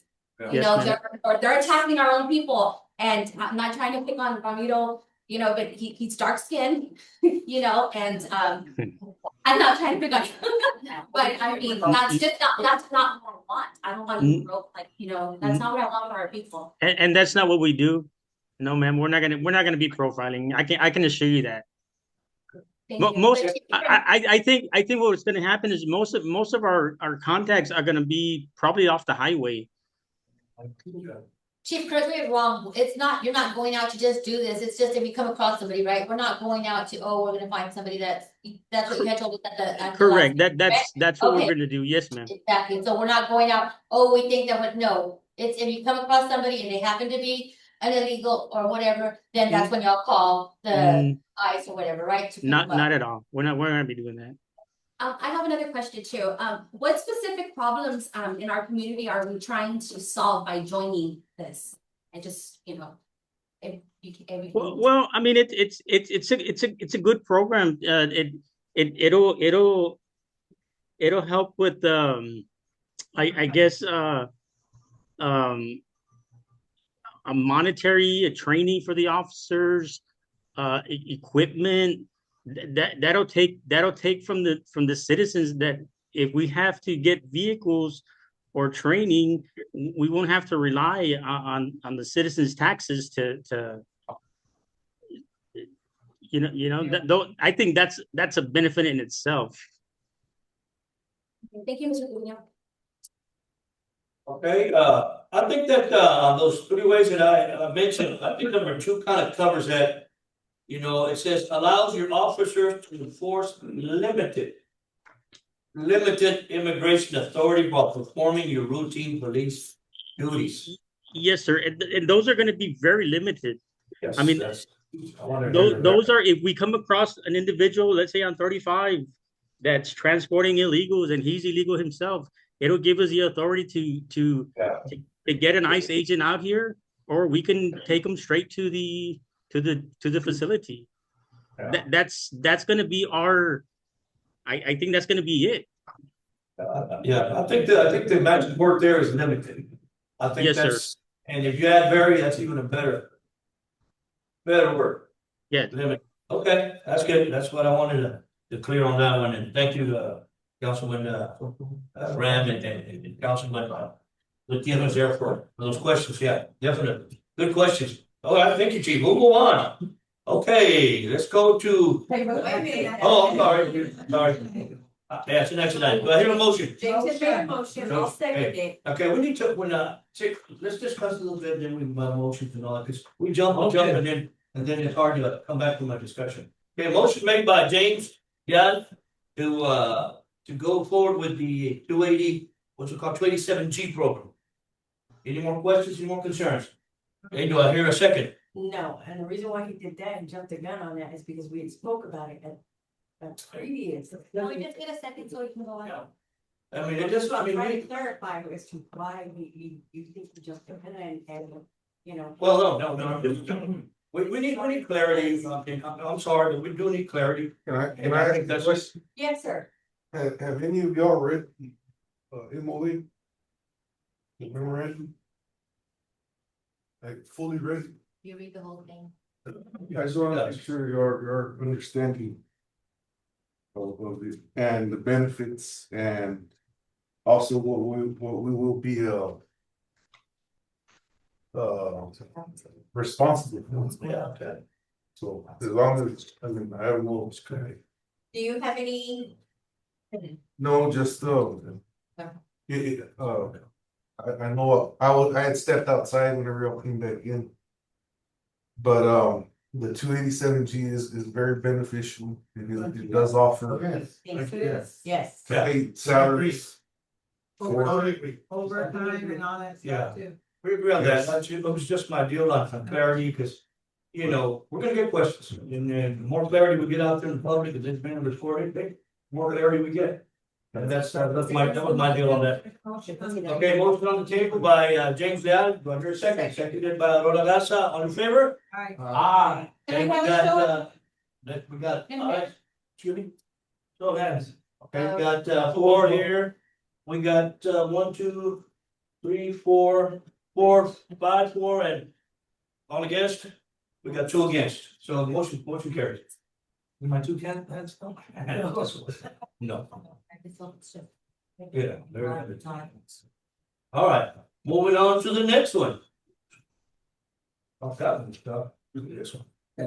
Discuss and consider authorizing and approval execution of the multiple use agreement with the Texas Department of Transportation, TxDOT, for the placement of block cameras on TxDOT right away. First of all, Mr. Yes, Reyes, anything on that? Yes, sir. I have, the chief is on and the assistant chief is also here to go over this. This council, the actual cameras were approved back in May. There was an agreement that's currently has been executed, for these cameras, but I will let, Brent, I was expecting a crowd of TikTokers and Facebook readers out here. I don't know. I will let them, kind of go over this. Yeah, we can just. Go. Yeah, that should go. Grab another paper.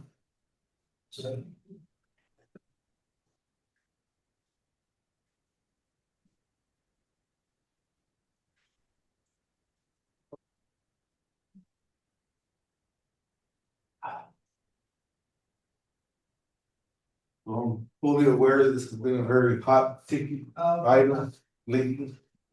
And I'd like to address any concerns that anybody may have. Any? 1 second, yes, so. All right, my concern is, you know, I did a lot of research on this. And I even talked to one of my cybersecurity buddies up there in Laredo. And it so happened that we're in the middle of this discussion with this, and all kinds of stuff started coming on case at 12 and all that, the problems that they have been having with this system. And personally, I know I sat there when we got, I got sworn in and listened to this, y'all had passed out, you had brought to the council, right, about the grant and all that. But I don't think we got a complete detail. The good part is yes, and this, but there's a lot of controversy, there's a lot of cons behind this. And one of the main one, it tells you right here in some research that I did from different areas. It says over 99% of the vehicles scanned belong to law-abiding citizens. Okay, so that tells you that maybe 1% or less than 1% is actually affected. So with that being said, the stuff behind this is very AI connected. and they can do all kinds of things with that, you know? One of the problems that I can put in there is there's a lot of issues with, abusing it by a lot of people, even abusing it by the police force. Trying to track their exes, trying to do this and that with all that. So that's one. There's a lot of issues with identifying the difference between the letter O and the zero. There have been instances where they're stopping cars, gun drawn, and oh, it wasn't a no, it was a zero. Or it wasn't a zero, it was a no. My cybersecurity buddy that I talked to, he goes, Mayor, they're getting hacked really bad. They're getting hacked really bad. Not only our own, but the Chinese also. It's there. It's very easily to get hacked. You know, so I'm thinking for the safety, less than 1%, and the privacy and the headaches that the police chief and you guys are gonna get, and Fred's gonna get, probably we're gonna get. You know, it's very touchy. This goes out of the news also. There's a lot of municipalities canceling their contracts. They're canceling them because of the situations that are going on. A bunch. One of them is, we're paying, I know the first year, we're gonna pay, the grant pays it, I guess, am I correct? Pays about $4,000 or $5,000 for a subscription per camera. Per camera. How many cameras do we have? How many cameras are we gonna put out there? That's a lot of money. And here comes the best one of all. Or not the best one, the worst one of all. They're getting vandalized because of the situation that it brings out. So they're vandalizing them, and now we will be responsible for fixing it. And that was a couple of things that were on the news just lately. New Braunfels, they say, we're gonna have to replace these cameras, it's gonna cost us $58,500. So we don't wanna go that far. The chief said, we told them, I don't remember if it was a county or it was PD, we don't wanna go that far. The contract says we can get out of it for $8,500. I recommend that we just get out of it. So there's a lot of that. Mayor, if I may, I disagree with you in many of those points. Because for one, there's a lot of vandalism because of what people see on the internet, on your phone, on your iPhone, on social media. It's a trend with today's age. If they see a trend of people vandalizing anything, that's the first thing they go do. And the more attention it gets, the more vandalism happens. If we're worried about spying, then you wouldn't be using that iPhone. Well, I think this was the latest, a bit more. No, here's the thing, because I that iPhone, hope we do the research. I don't iPhones, wanna get caught in all this. go into your home. That's your privacy. That's what I have. That's your personal information. Any smartphone. Yes, yes. And the iPhone is one of the hardest to hack, but it still happens. Now, at every intersection, TxDOT has cameras. They all read license plates.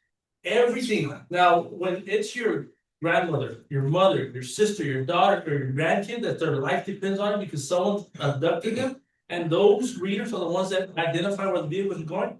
For instance, look at the case that happened in Austin, where all that vandalism was going on, and where did they catch them? In minor. Why is minor? Because that's how the lock cameras work. I understand. So you're saying that 1% as law-abiding citizens, you don't have to worry about if your license plates are being read because you're a law-abiding citizen. Yes. So if you're a criminal, you don't want that in your community because you're going to get caught. They'll take that information. What information? Whether you're a law-abiding citizen, from the license plate, to Okay, match it with they can see who you are, where you went, where you've gone before, and they got it there. they And did anybody can come in and get it. Mayor, that report she pulled when we had literally, how was that report being pulled? Through what? Please, AI. Through your phone. Through your phone. You know, So if we're so concerned about hackings, about personal information or versus our privacy, then why do we have these smartphones? Our That's how town, that tracking device. our town, Our our town, done was through this phone. yes, And you're worried about a our license plate, town is a small town.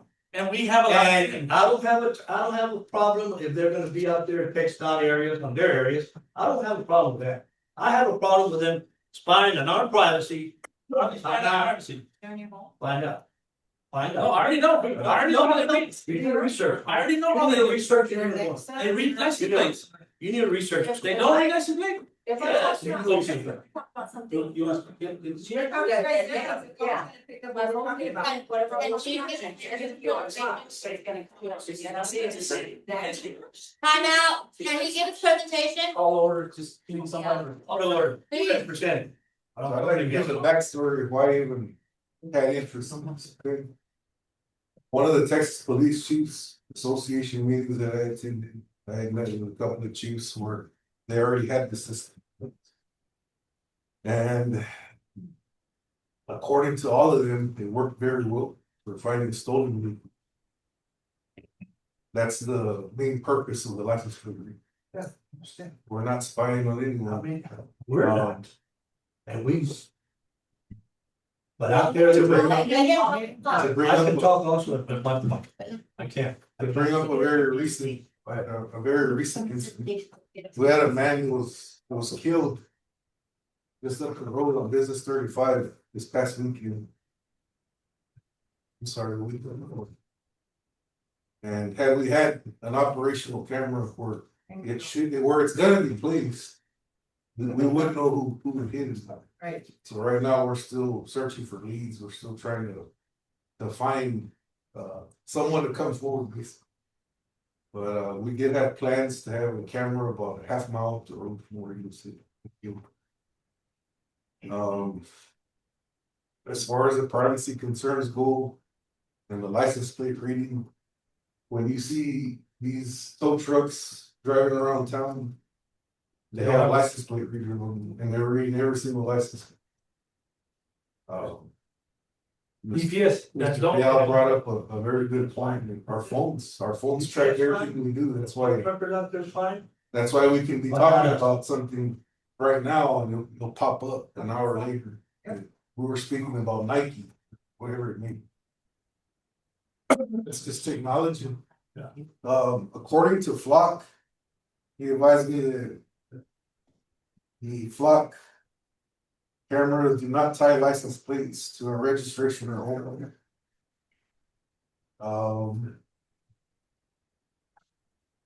All data belongs to us, the department, it doesn't belong to them.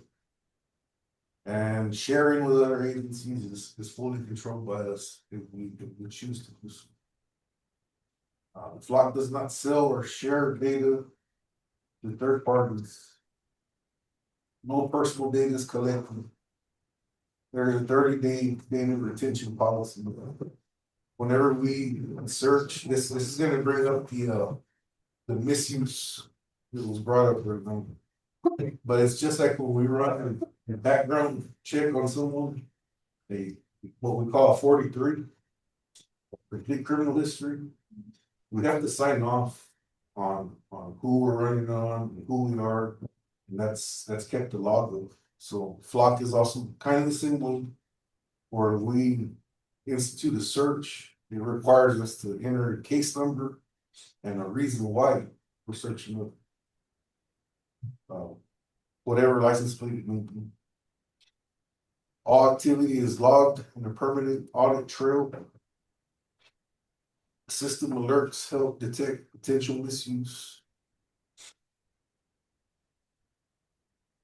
And sadly, I mean, yes, there have been cases where it's been misused by police departments, by sheriff's offices.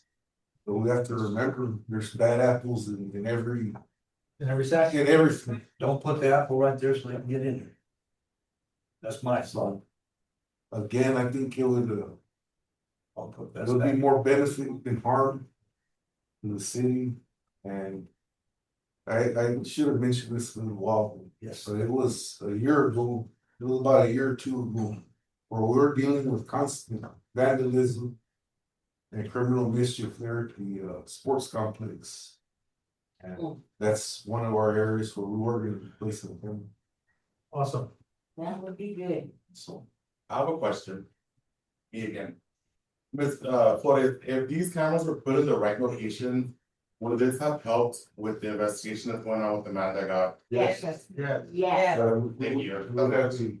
That would have. We would have probably We'd ask the public for help. a solid concrete license plate to work with. Yeah. I already have the time frame. Like I've been doing it myself, me and the other guys. But I have a time frame of when it happened. I've been getting the video that I can get right now to try and make a list of the vehicles that are passing. And trying to match it to the one that takes longer than the other. So we have an idea right now. But we don't have any to direct it. People are coming from the area, but their trees were covering and stuff by the company. This is something that it would have helped, and that was. Well, here's the problem. Since 9/11, NSA has been monitoring every American since day one. So Why do we need more? why do we need more? Because when people get ran over, we have evidence to find them. What about if a lot happens before that one little less percent happens? Like what? They read my license plate, they reach license plate, they put you there, they abuse it and all that. You drive to San Antonio? I am totally against it. I am totally against it. Well, good thing you don't spoke. I'm totally against it, and good luck with that. I have a question, but I'm gonna bring in municipal judgment for this. Yes, sir. And in council. So are we prepared to have the civil liabilities of issue that can come in the civil in this fact to say, you know what? Yes, we do have bad apples and we know that. So are we prepared? Because we had issues already of certain ethical, unethical with PD experiences before. And so this data that could be obtained by these cameras to the extent of certain benefits, it should be used to extend a certain benefits, certain investigation, correct? So in the legal aspect, if you get bombarded by, let's say, a violation of privacy or violation of, it wasn't me, it was somebody driving my vehicle, yada, yada. Have you been trained in the municipal aspect and the legal aspect to handle these situations? I think that would be more of a question for Bobby as far as the liability side. Well, it's gonna come to the municipal court, or it's gonna go to the court system, it's not gonna come through The license plate is just one part of the equation. We're not gonna go arrest somebody based off of they're the registered owner of said vehicle. Cause they could have let somebody borrow the vehicle. We're gonna investigate it. So can y'all assure I'm standing here me, vouching for this, and the only people that are gonna have access to this are myself, the chief, the captain, possibly the lieutenant. And I myself am saying, I'll go to prison if I use this. So I wouldn't have any other reason to be here trying to get this to help the city out if I didn't believe in it. yeah, because for some reason, there's arguments in this back. And don't give me the TikTok stuff in that. That's where it starts. I mean, that's just petty stuff. To me, there is data and homework being done behind these cameras. And it's a violation. It's like, we can't put a camera in a restaurant, correct? It's a direct violation there. So those are the things that we have to think. Are we prepared as a city to move forward in these technology to in somehow, one way or the other, there's gonna be the conversation of violation of privacy or some sort of violation that you used, that it was used inappropriate for the wrong reasons. Are we prepared to back up that argument? And are we fully gonna be funded in the budget aspect to cover the legal aspect if it comes to any civil lawsuit? That's what TNA owns there for. So that's just my concern, this is my opinion, right? And that's everybody has their own opinion, but I'm just saying, are we prepared for that aspect? And to detail, we can't just sit here and vote on something because I think it's good. It's something that we have to do our due diligence and do our homework. And that's just my. Thank you, I sir. have a question. Rachel? Okay, would this kind of like change y'all's aspect or whatever, knowing where these cameras are gonna be put, or y'all are just gonna have the mentality like no or yes, period? Would it make the difference if we knew where these cameras were gonna be put? Some are already put without us So- sitting in contact here. I'm just looking back at what you said, Daniel, Tell that me about about that. the complex, right? Like if we're gonna utilize them. And you know what I mean? I'm just saying. They were put there before we were here. or I was here, so. So we approved it in May 12th, and now that's sworn in. They just put. Council, just to, and there are some, quite frankly, I mean, I think we're going fair to mention to anybody that there aren't concerns, there are, obviously there's concerns by several. And it's not just here, it's I'm sure other areas. There is one, but in saying that, again, weighing the pros and cons, really at the end of the day, it's the elected officials that dictate from a policy standpoint, how we want to pursue. And the idea is, knowing the pros and cons, I'm sure some of y'all have read about it on Facebook or wherever, we just need to come to that consensus, knowing that there potentially could be some liabilities. On the other end, one of the things that I failed to ask, and this is one thing that is just getting bigger and bigger, and I failed to ask you guys, but I will ask now. Open record request, is this information subject to open record request? Okay, that is one of the challenges that we run into, because you guys know this as well as I do, that takes a lot of time, but a lot of time, a lot of manpower.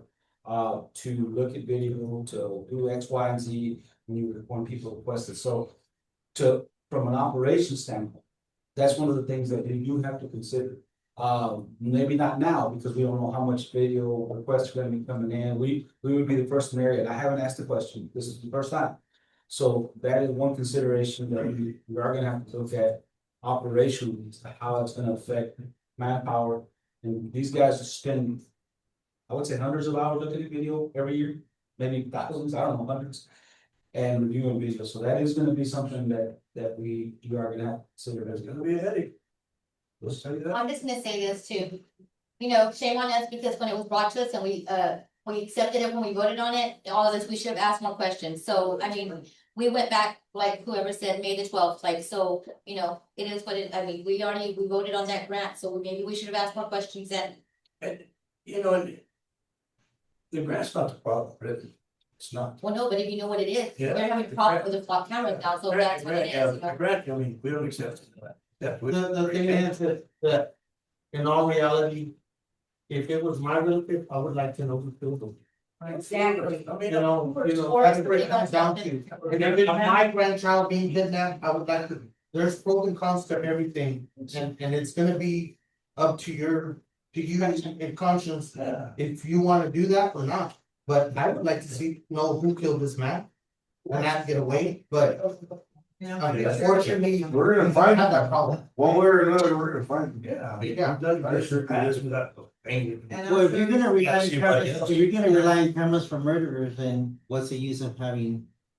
You're not relying on the cameras for murder, you're relying on the camera to give you a tip to find out who did it. Then, yeah. Like, what's There the still has to be purpose of investigation. investigators and everything? Work to catch the criminal, but cameras, It's just another tool for them, yeah, that's all it is. Right? that's like, Anything, Ray, from up there? No, sir, I just want to make sure there's going to be checks and balances. There's going to be monthly audits that should be implemented in a policy. I wasn't involved in this flock camera system. And when I looked into it, the only thing I saw was a bunch of negativity. This has gone, pretty much viral. Every news station is covering it. But again, it's how the police department is going to handle it. We're not going to go spy on any of you. We're gonna, if somebody goes rogue, then they're gonna be dealt with. So that's my input on that. Yeah, I understand, yeah, and it's not us, I'm not saying that you guys are gonna do the spying, it's the hackers that are gonna do the spying for us. It's the other people that we don't trust that are out there, they're gonna come in and they're gonna invade our privacy. And it's Yes, gonna sir. be an issue. I do have one more thing to offer. But we spoke with EMC today and we made them aware that this may happen or we may not go to them. And we advised us, just be aware that it's gonna look bad and it may affect future fund, grant fund. So.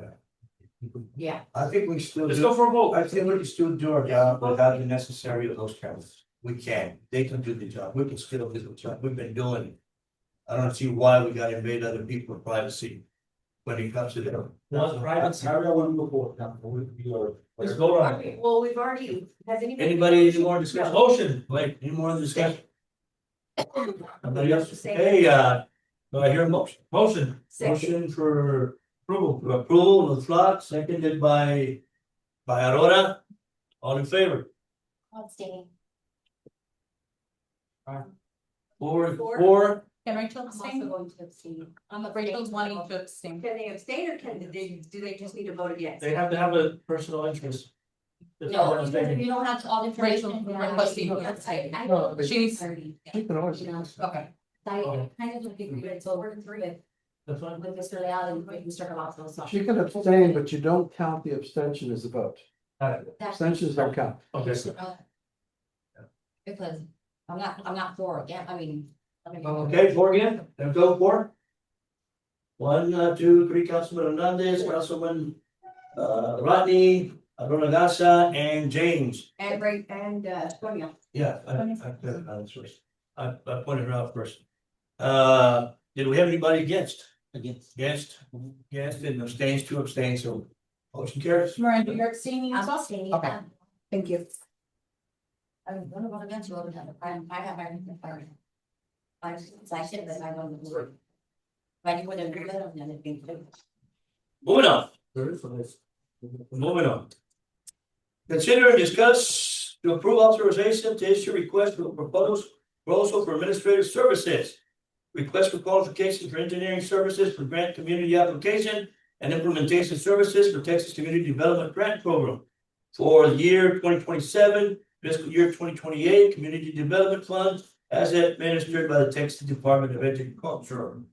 Brett? Yes, sir. Mayor and Council, we're just asking for approval to go out for an RFP and an RFQ for grant administrative services for the CDBG block grant.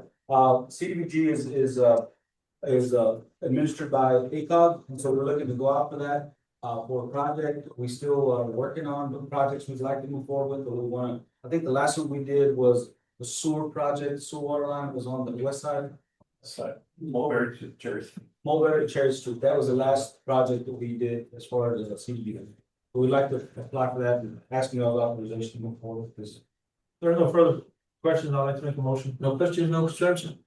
Hey, motion made by James Dodge to approve, seconded by Sonia Hernandez, all in favor? Motion carries unanimous. Okay, moving on to 9D, discuss and consider resolution number 2026-08-09 of the City Council of the City of Pearsall, ordering a special election establishing procedures for said election to be held on Saturday, May the 1st, 2027. Special election shall be for the purpose of submitting to the qualified voters for the city one proposition to approve or reject, given the authorization to the City Council of the City of Pearsall, Texas, to sell a natural gas utility distribution system owned by the City of Pearsall, Texas, providing other matters related to the special election, and finding and determine that the meeting at which this resolution is passed is open to the public as required by law. Mayor and Council, at this last discussion we had, it was a discussion, I don't believe it was an action item. But we talked about this particular item as far as the gas system. What the response from the council was to speak to other communities, to get a response to see how their system, the ones that sold their systems. And so I reached out to a couple of communities, I believe the mayor as well. So we both reached out to communities. The response that I received, I called the city of the city of Divine and the city of Lidle. Lidle sold their gas system in 2024. I think Divine sold their system back in 2010. And I spoke to the director of public works for the city of Divine and the city administrator in Lidle. Nothing that was unfavorable. They spoke that there's basically they didn't hear a lot of complaints for the sale of the system. And so with that, part of what that was my charge. And so the mayor worked, I think he called some of the elected officials, but in saying that, but also I went as far, I think mayor's also doing some additional research, so am I, but the other thing I looked at was the rates of one of the buyers of, I think this group bought that City of Lima also wants City of Lima, which is West Texas Gas. So we got looked at their rates, compared the rates to what we currently charge. They're comparable, with the exception of senior rates. Senior rates, we discount, more than, they don't have a senior rate, like West Texas for seniors. So I'm saying that, that's why this item is on the agenda. The election, I think we have to call by. Crystal, remind me, August 17th. August 17th. Yeah, that will, Oh, that's, no, no. that's the November election. I'm sorry. No, we got February. And it's February, yes. And we have the second. I'm sorry. Right. Correct me if I misheard, but you said that there's no senior rates that they currently offer. No. So, I mean, we've been through this, some of this gas system. For me, honestly, I'm against it, but of course, it's up to the rest of the 7 that are up here. To me is, once you sell it, but we only have 2 options. We got option number 1 is fix it, raise the rates. Or option number 2, sell it, let them do other repairs. So, I mean, honestly, it's up to us what we wanna do. So keep in mind, once it's gone, it's gone. Okay. Just put it on the election page for the people to go. Yeah. So, what would be like an initial sale, right? Like, how much money would we get up front? How does that work? You can go out, what you do is first get authorization to sell. Do a pre-authorization. And then you have to go out, you go out with proposals. So you have somebody help you with a proposal. We describe what the system, basically in that proposal, describe what the system is, how many accounts you have. You describe,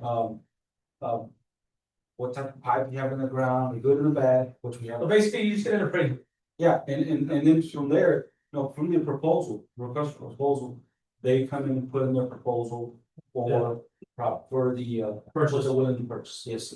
But it's more than one step, there's 2 or 3 steps involved with the sellers, yes. Fred, correct me if I'm wrong, the last time we said we did this or whatever, the reason we wanted to put it back on the thing, because we wanted to try to get over whatever the case was because the misinformation to the community, and we wanted to get the community better informed. Is that correct? That's why we want to put it back on the thing again, right? Is that what this is all about? That is that, and So again, why, part of that, it's either yes or no to put it on the election. part of that is in giving you guys enough time, to also, last time we did it, there wasn't a lot of time. So this, again, assuming you call for the election, this gives you between August to February to inform the public. I mean, you have 6 months to inform them.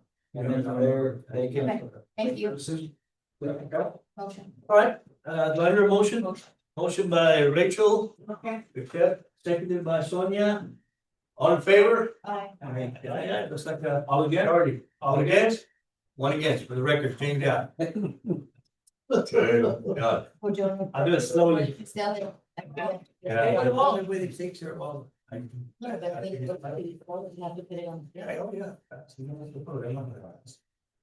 Sheesh, that was the word I could probably say. 90. Am I right? Yes. Yes, 90. Discuss and consider ordinance number 2026-08-02, ordering a special election of proposed amendments to the home rule city charter of the city of Pearsall to be held on May 1st, 2027. Providing for the publication, posting of notice, proposing amendments of the home rule city charter of the city of Pearsall, authorizing the city clerk to conduct the elections and providing for an effective date. Motion. Second. Actually, I'm Yeah. so sorry. This was actually put on prematurely. What we need to do is convene the charter review commission. Have them look at what propositions they want to put on there, so that way we can insert it in the next ordinance. Motion to revisit. Yeah. Yeah, no action, no action. Motion to make no action taken on this item. Do I hear a second? Second. Seconded by Rachel over here. All in favor of taking no action? This one? All in favor? Aye. Aye, all the way across. Majority. Thank you. All right, moving on. 9F, discussion and possible action regarding the adoption of the city of Pearsall steel toe boot program policy and procedure effective October 1st, 2026. We got the info on this. Whichever is out, so Jimmy's done. What percentage are you looking for, Jimmy? We're asking for 150 per employee per year, so. 150? Yes, sir. Okay. I figure that's a pretty fair price considering the price of boots. Now, what are you gonna do if that employee buys boots that are 100? Well, it's 50, but I mean, it's up to 150. They bring a receipt and. Yes, sir, they can buy their own, bring a receipt, but they're only gonna get reimbursed for what they do. Got it. If it's $200, then we're looking to just do the 150 and then the other 50 will be payroll deducted. I don't know if you know this, but if you actually get a hold of Red Wing. And you let them know that you wanna do a program such as this, then what they'll do is they'll actually give them a discount, they mentioned the city of Pearsall. So then they get a further discount, so therefore they get more value for the buck.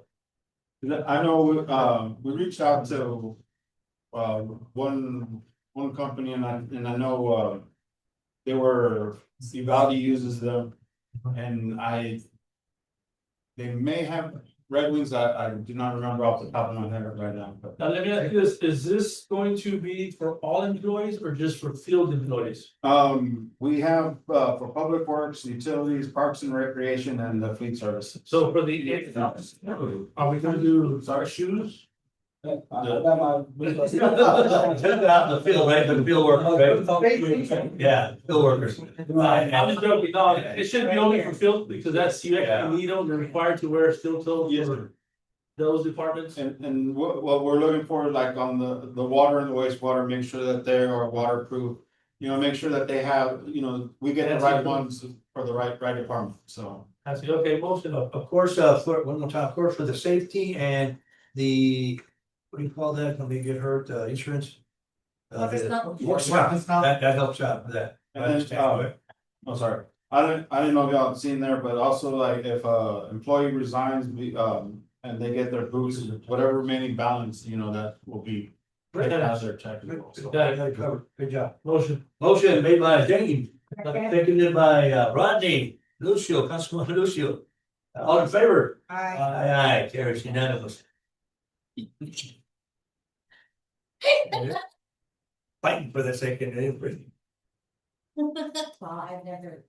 right, I'm gonna look this way, give you a chance to do it. Moving on, here we go, moving on. Item 9G. Discuss and consider authorizing city manager to execute advanced funding agreement, AFA. No, we did vote, we didn't, yeah, we didn't, yes, you did do that. AFA with the Texas Department of Transportation, TxDOT for voluntary local government contributions regarding project. CSJ 0017-15-028, BI 35E in an amount not to exceed $53,935.36 to cover contractor overhead schedule adjustments associated with utility improvements along the Business 35 sidewalk project. Right, council, as much as I hate to mention this is not voluntary, although it says it's voluntary, but it is something that TxDOT has requested. Y'all remember, we were doing the project here on Business 35.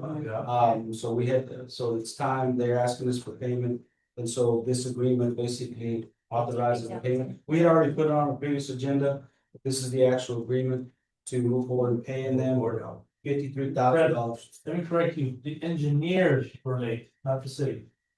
Well, Motion to approve, yes. bad advice. Okay, any more questions, any more deals? So motion made by James, seconded by Sonia. All in favor? Aye. Motion carries unanimous. All right, moving on, 9H. Discussing, consider resolution number 2026-08-04 to appoint 8 to 12 members to the Citizen Advisory Committee. Bristol. Oh, we're having trouble with 5 or 6. Yeah, I'm sorry, I wasn't trying to shut down the resolution, I put 7, but yeah, it's no less than 8, no more than. No, that's an 8 to 8. Oh, that's an 8 to 12. Okay. On this side, this advisory. Just Part of all the the plan, meetings. the plan, For any planning studies, stuff like planning that. studies. We have not convened this committee in a while. I think it was actually post COVID. We don't have to have this committee, to my knowledge. It's up to the council. Well, we don't have to, but Do we have to have it or not? we don't have to. It is not. We want to resolve it if you can. It's something we wanted to thank y'all. Yeah. For letting us get out of it. You want to have them. What did you say, but I'm sorry. Pretty good, so. That's when. We didn't have to have the committee. We didn't have to have a committee. Okay. Let me get my mic. No, it's at Everett Stock, I'm sorry. Oh, now it's the problem. Yeah. All right, okay, let's get on. That's all. Any questions about? Any questions? Yeah, Okay, yeah. We can resolve the committee if y'all like.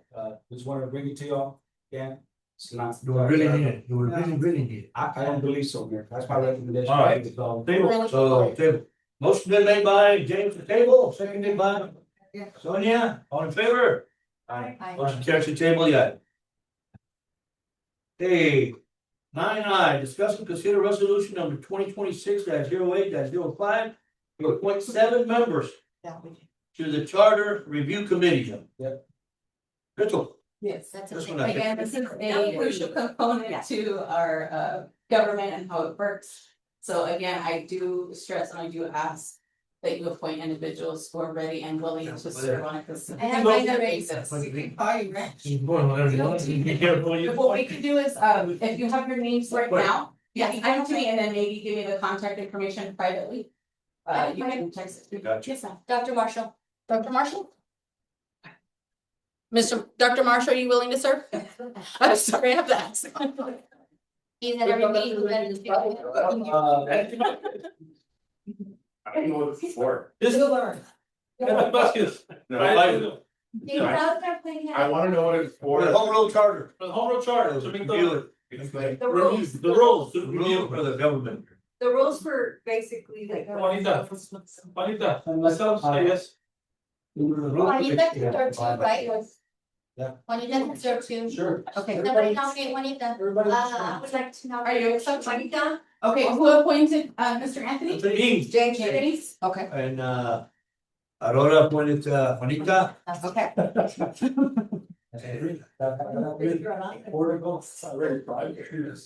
Run away, I got half. Mayor, you want to put anyone? I'm going, Zenaida Garcia. Zenaida. Alfred? I'll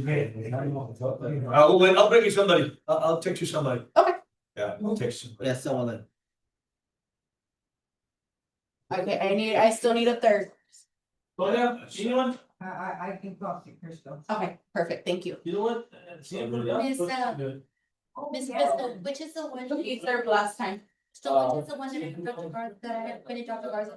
Ethics. And planning and zoning. Okay, I'm gonna keep them up. Well, looking back was really instrumental. Yeah. Yes, Because she was. Who? What? That she was instrumental in Oh, no. the yeah, last. and I think we should ask Mr. Julian, Mr. and Mrs. This actually was on the charter committee that time. Mhm. So the. Okay. Alright, we can, we haven't, we got about 4 left, so we can text it to them or let them know. So, okay, moving on. Let's go to Can item, we get a motion and a Okay. second on it? Yes, I'm sorry. motion. Second, Motion by James, seconded by Rachel, all in favor? aye. Motion carries unanimously. Get it done. Okay. Okay, moving on to 9J. Discuss and consider resolution number 2026-08-06 to appoint 5 members to the Planning and Zoning Committee. Okay, so I do have 4 of my current board members, They're coming back. Lisa from Lisa, Dr. Garza, as well as Mr. Cuevas that are willing and wanting to get We reappointed. need one So I more. just need 1 individual. I nominate Dr. Marshall. Tony, Yeah. We meet on the first Monday of every month. no, I'm telling him, but. Okay. Don't worry, okay. All right, Doc, now, Doc, don't go first, okay? Just, no, yes, no. Well, he- I know, it's just best with. My doctor. Perfect. All right, moving on, Motion. item 9. Motion by James, seconded by Sonia. Sonia, all in favor? Motion carries for that committee, moving on. Good items. 9K. 9K, discuss and consider resolution number 2026-08-07 to appoint 5 regular members and 4 alternate members to the zoning board of adjustments. Whew, man. Do we need that, Fred? You need it, it's in your charter, but we haven't been able to convene a zoning board. Correct. Motion They to table. primarily deal with variances and stuff of that nature. So we can. EMD has been. Well, this, Taking that. no action for now, and see if we can gather people. Is the current board Motion. active? No. No, ma'am, we don't No, have. no. We haven't. Motion to- We have people No that action. do it right now. Well, let's try and get the total of 8 people and then bring it to the table. No, it's only five. Well, So they, one, they, two, they three. said 5, but they also said an alternate. Oh. Yeah, alternate. Yeah. Okay, motion made by, Okay, table, the Second. table, the Second. table, Second. seconded by, Rachel, all in favor? Aye. Motion carries the table, this item for next time. Okay, let's jump The to ethics thing. Nine. Yes. 9. How many of those are staying crystal? Seven. Those I have not been Oh, able yeah. to get hold of anyone, Dr. Garza, of course, is fine with it, but the other individuals, yes, I had a lot of people that. Deputy Gonzalez, ethics, stay on it. Read it out there. Uh, Yes. Deputy Gonzalez. Ethics. But again, Yeah, 9 discuss. Oh, no, go ahead, read it. go ahead, read it. 9L, discuss and consider resolution number 2026-08 to appoint 7 members to the Ethics Commission. Action item, Crystal? Okay. I do have seven, 6, well now 5 vacancies. I have one. I passed nine in Mercedes. And Miranda's? he's already given me the. Okay, I can go with the Rhoda first, you appointed. Aaron Ibarra. Aaron Ibarra, You know. okay, and the next one was Miranda, Councilman. Zenaida Garcia. Yeah. Snyder Mercedes. Neither I see anybody else, anybody? Dr. Marshall. That's a lot. Can you handle? Yeah, okay, yeah, he said yes, Dr. Marshall, he said yes. Dr. Marshall, that Who's appointed? James. Oh, Dr. Who Marshall, do we have that was already on there? Who did you have? 1, 2. anybody under? What do you need? 5, I have 5 right now, I need 2 more. More. Yes. Ram, can somebody, can I find somebody else or no? This one? Yeah, you can. No, because Ram. Oh, and then I also, I have 6. Okay. So we need one It's more. just Ram, right? Remo, It's what's just your Ram name? who needs. I'll put myself. We're already president one time. No. Wanna appoint somebody or no? You're the chair. I don't have to be. So, Juanita? You're always here. Ethics Committee? Yeah, okay, Juanita's in there, appointed by, who can make that up? It's about all of us. All of us, okay. I think it was Rachel, right? Rachel appointed up. All right, moving on, let's jump all the way across over to. Motion. Bills. Motion to approve. Can I get a motion? Motion by Motion. James, and seconded by Rachel, in favor? Aye. Motion carries unanimous. Thank you.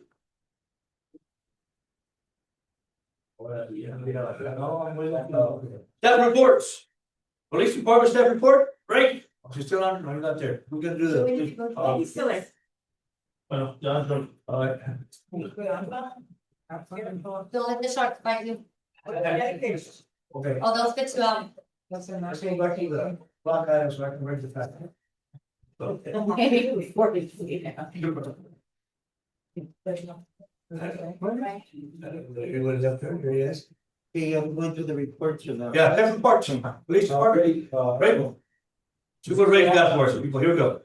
All right, He chief, was please, Ray. out. Unfortunately, she was out whenever the submission timeline, so the only thing I have for PD is gonna be the ACO report. Okay. That's fine. So I don't know if you. Okay, have any questions about people? Verbal, yeah. Any questions? No. You could do it. We're fine. All right, moving on, public works, item 12. Before you should have my, 12B, Hector? before you should have my monthly report, not, again, as always, not much to report on. I would like to stand before y'all and say that we're getting better with the fiber strike, but as of today, that will increase strikes. We have multiple strikes today, so. That's the negative of the, on the positive side, we do have M5 that's has completed the wastewater portion All right. of the installation, and they lack 1,000 feet of the water portion. So next is bacterial testing and lift station implementation, so that's coming, so that's the absolute last part of the time. So Anything on the streets, anything? Let's get out of the way. That's for next, I think we're saving that for next We month. have a presentation on streets next week. Okay, good. Fred, did you find out anything about that hydrant that I asked you about? The hydrant that one is off of, Right here off of the main street, what's this one? it's over by the, not party shop, it's the. No, it's by Comal by A&M, right across the street. It's been like flowing for 2 years I already. think I've actually met, I know the guys were working on it, so. I know y'all fixed one of them, right? But then they have this, Yeah, we're slowly getting, okay. that particular one, is that the one with the crossing one? It's got the board, Yeah. it's a little tricky, because there's a board there that goes to the doctor's office. Oh, okay. So we have to kind of plan down, that was gonna be the last one we fixed, just so you know.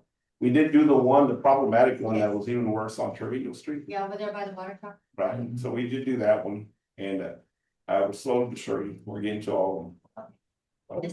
We got about 6 of them. Hey, Victor. Yeah. Well, finance report. Brooke.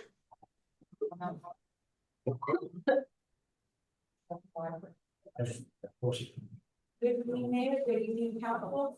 As of the end of July, we've reached 82% of our fiscal year. The general fund, the revenues exceeded expenditures by approximately $363,000, with ad valorem reaching 86% of the annual budget, and sales tax revenue reaching 78% of the annual budget. The utilities fund revenues exceeded expenditures by about $51,000, with water revenues reaching 51% of the annual budget, and sewer revenues reaching 82%. As of end of July, the general fund has used up 71% of their expenditures and 68% for the utilities fund. And our pool cash account balance is at 2.7 million, providing healthy liquidity to meet our operations. Nice. Thank you, Brooke. All right, so as far as that's pretty close to the property tax value, did you find anything on that meeting? Valuation, I think certainly may have asked some questions, but I think, I don't want to speak for, I wasn't at the meeting, but my understanding is what I gathered is the loss, I said the decrease in property values is due to the exemptions. And I think what I understand the chief treasurer mentioned is that it's due to changes in state law, my misunderstanding. State law. So yes, so some of these exemptions that are happening are changes that I anticipate more changes and more decreases. The property value is not going nowhere, it's the laws that just have gotten enforced. Yeah. That's why we're listening. It has nothing to do with the value of the property. Yeah, all spaces, that's the way. So I think the legislative session is, this one is going to same thing, they're gonna address property taxes to increase property values again. It's legislative session, it sounds like. Yep. Okay, going down to 12D, community development report.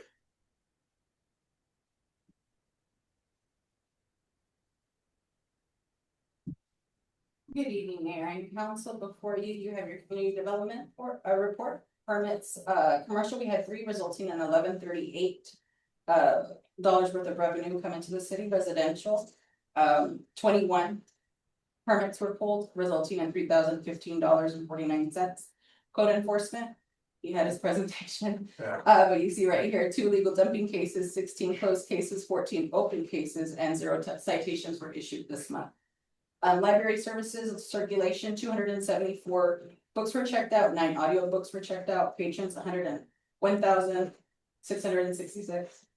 Revenue collected 495.65. We do think that there was a drop in the checkout of books because there was an influx of services and events that were held at the library, so the focal point was more on attending these events rather than going and checking out books.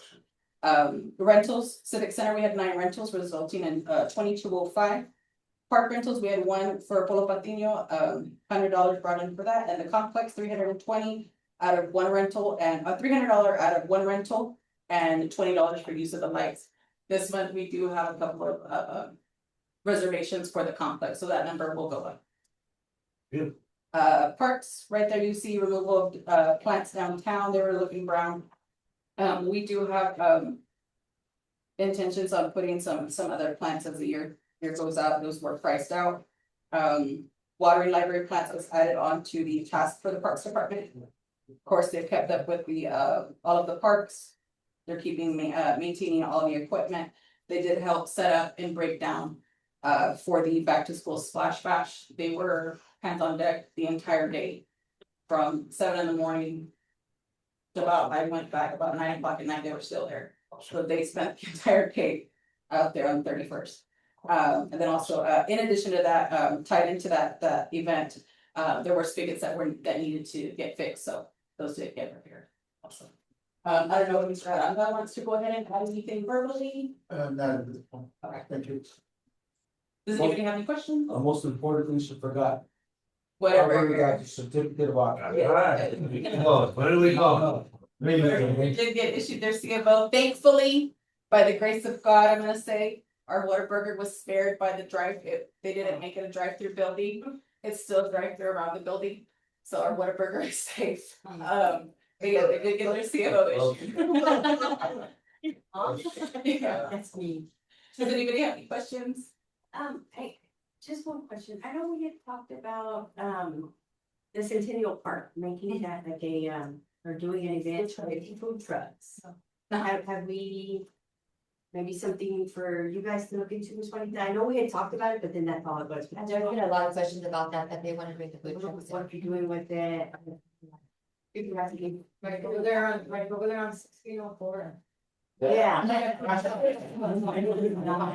Oh, Truck park. You're talking about like an event or something like an event? Yeah. What are you talking about? Just always. It's like. It's like it's on Friday. Like, So you don't wanna have like the continuous like Yeah, set, like the like last Friday, like every every weekend, weekend, yeah, because I mean, Manitoba has it every, you No. On the pay period, it's when people, you know, 15th and the 30th. Is it the most safest place to have here? well, because the train has. Yeah, because to the train. Yeah. It's a also, So we can have some. I mean, you think about it, what's, Yeah. so when you think about the train, now we thought about that as well. Yeah. Drive standing tone, that will only right there by the train track, stop, but it's just like. You can have it somewhere else, you don't necessarily have to have it there. You run into, the train is always gonna be an obstacle, it's just, it's not a matter of. No, and It's a safety issue, but in saying that, you have to, consideration has to be, okay, you can work around, you can work with it, and so part of that is. If every community decided they weren't gonna build around or next to a railroad track, and yeah, then San Jose will be a lot of trouble, because they have a train station running right there. Anyway, but. Hey, but what about, just a thought, and I'm not saying like every weekend, but what about if we have, you know how we have the Christmas thing here, what if we have it right here in the parking lot? And close off the street, like Novella does the street over there, and just have it right here. It's just a thought, We usually had it like past. we could have food trucks right here in the parking lot, and it's, I mean, it's right downtown. It's just a thought, food truck. Yeah, the shops right there, all these- kind of like how they used to have for Friday. They used to have that, not so long ago, I remember, I don't know if you were part of the community, Anthony, but I know Andrea was.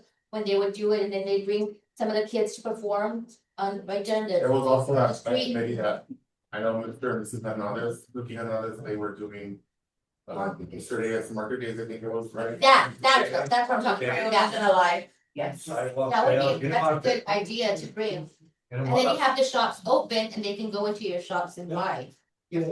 That brings revenue to the businesses and to the city. I will say it is preliminary discussion, but there is a local business owner that has tinkered around with the idea of a food truck park. However, there are text dot stipulations that. So then how does Novella close over here? Like, and how did she close this street? That's what I'm saying, I'm not talking about the whole nation, I'm talking about like. Yeah, this would require the development of property, but that's the. If you did something to continue, you wouldn't have to. Novella does all the time. No, you have to get like permission, like, it's kind of like what I'm saying, or we wanted to do for the kids, you have to get. Correct, so her barricades are out of the text dot right away because the text dot right away is kind of extensive. So that's how she's convinced that the way she places her barricades is outside of text So dot is right away. this street outside also as well? Yes. So there's no rain right here, Right here, right? close the street up here, so what's the difference right here? Close that street out. Don't make excuses, let's do that. Eventually, A lot easier said than done, guys, remember that. Just an idea we're kind of throwing out there. Listen, ready. Okay, that's all. Yeah, okay, good, those good thoughts, I like those thoughts. I'm trying. Good thoughts. Good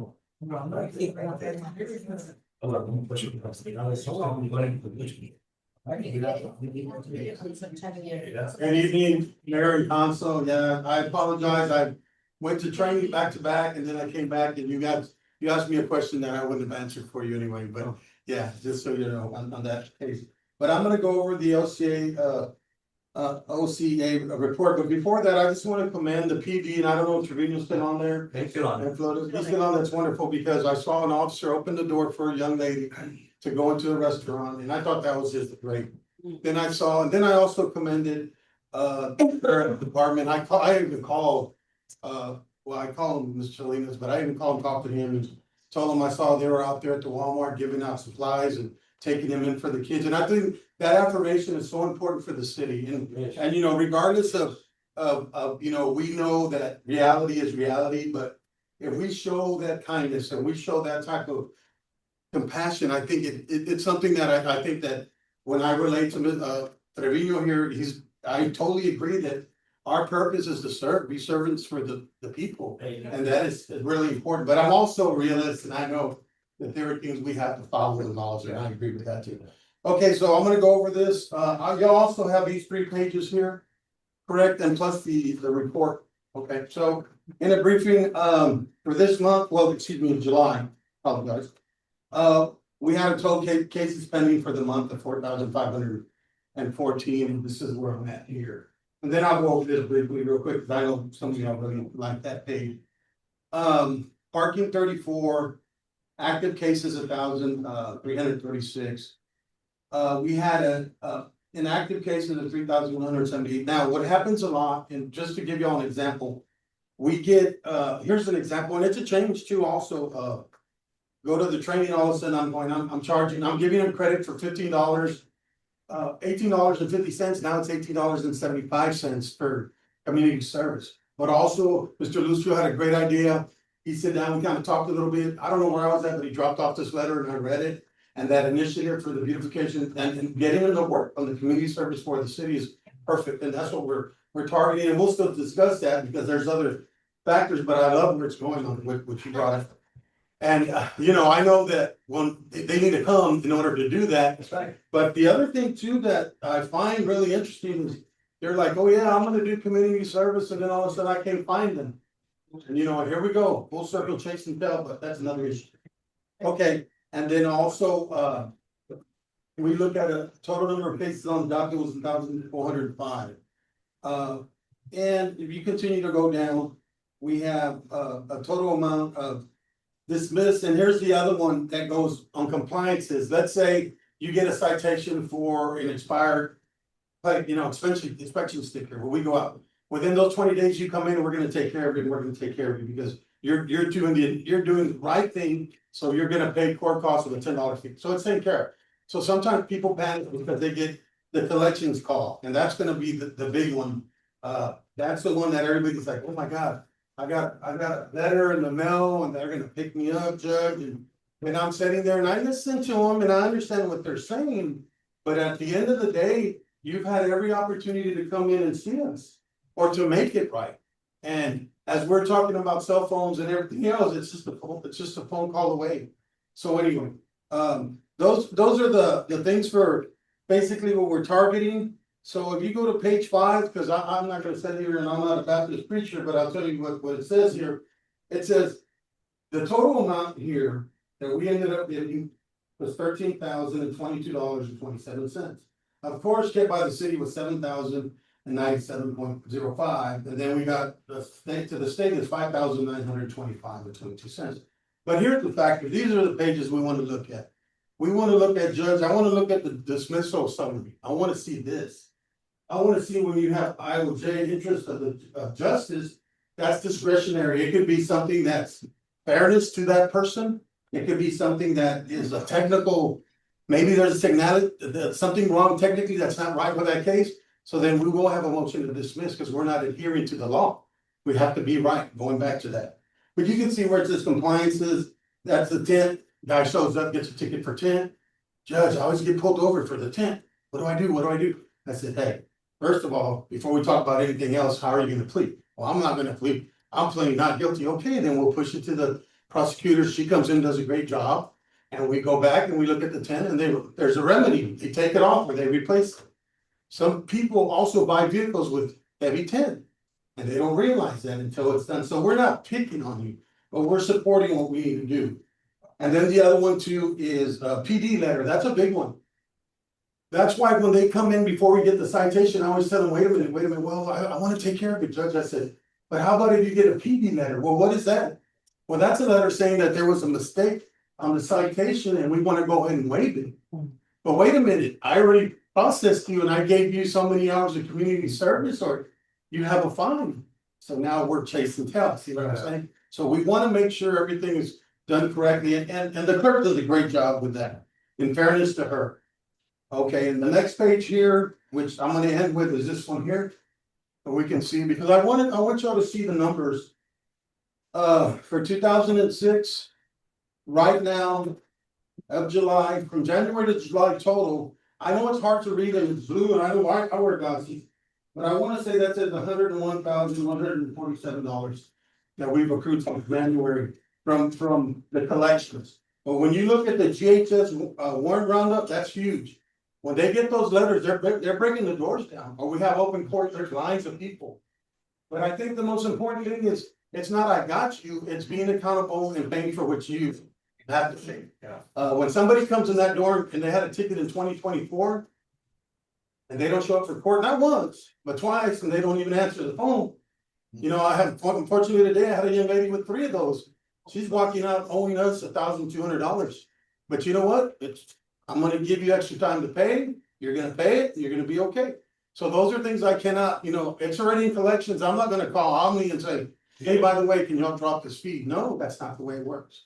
So anyway, just to round it up real quick, for July so far, we have 13,022.27 now in August, and we're gonna have a bit more, I believe, because we've been really busy. And for right now, that is the outcome. Of new cases are 63, but that's just accumulating all the time. I like the fact that I do see community policing. I like that. I like the fact that you mentioned about the school district.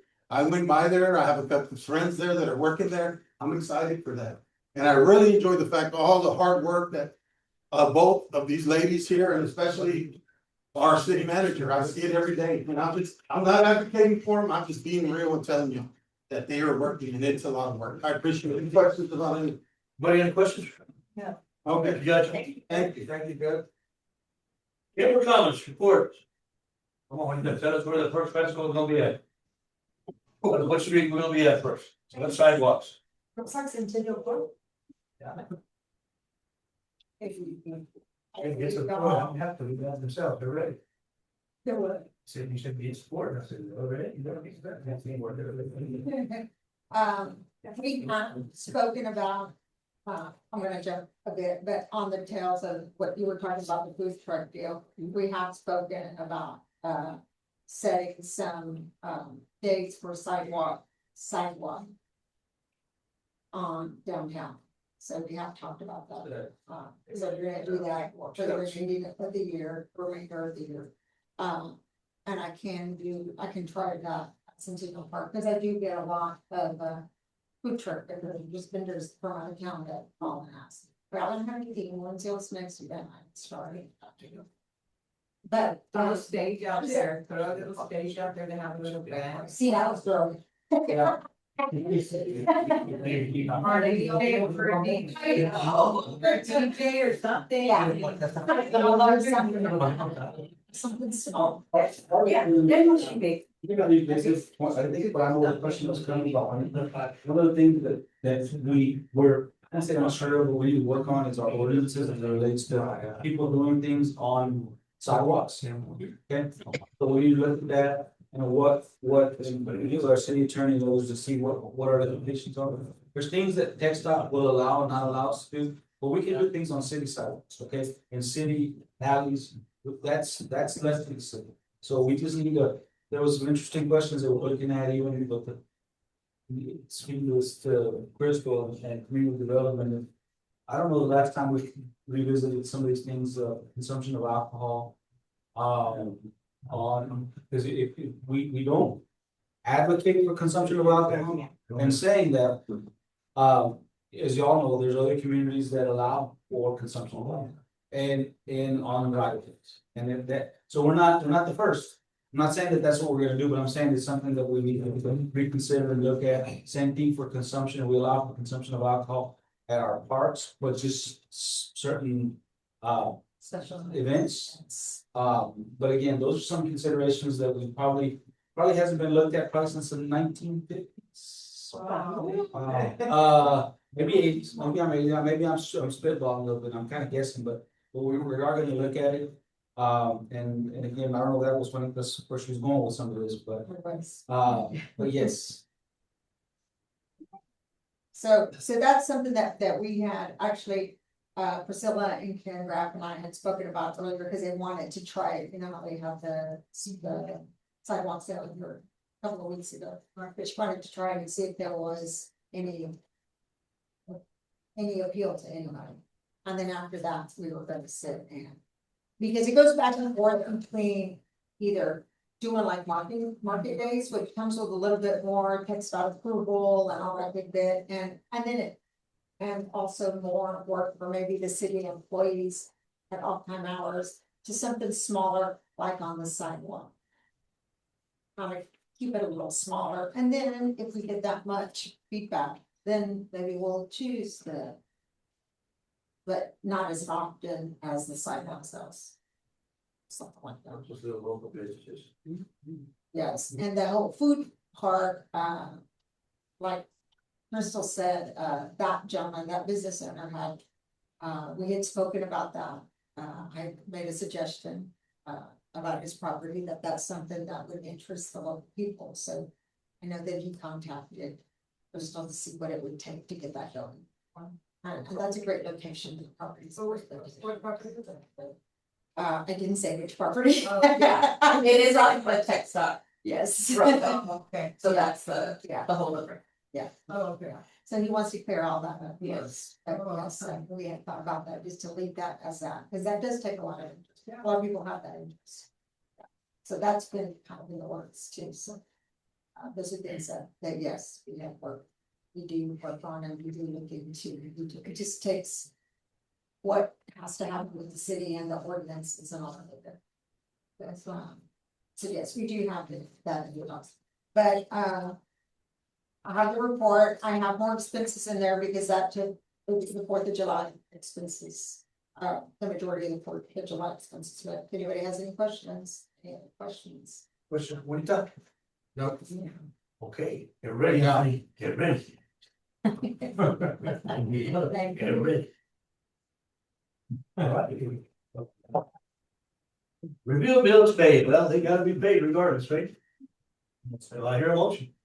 Yeah. Motion made by Tonya and seconded by Rachel, all in favor? Motion carries unanimous, bills paid. General announcements, any general announcements, anybody? Mayor Council, just a reminder, we have a meeting on Thursday, I know y'all are excited. 2 meetings on Thursday. Well, it's a busy month. So we have 2 meetings on Thursday, we have a meeting on the 1st of September, and our regular council meeting is on September the 8th, so we have 3 meetings, and then y'all can take breaks. Yes, September 8th is our regular council meeting. September 1st is our meeting for the budget. Then, so we should have, we are still tweaking. We are still tweaking the budget, working on it, and there's some things still have to be done. You should see notices in the paper tomorrow or Thursday for the tax rate. So those will be, so we're trying to get this budget approved by September the 8th. So, All right, any more? Any other general announcements, if there's not any, you have motion to adjourn. Rachel, turn, seconded by Hoda, all in favor? You cannot turn it, second, argument time. 9:07. 9:07. Thank you. So- Wait, you.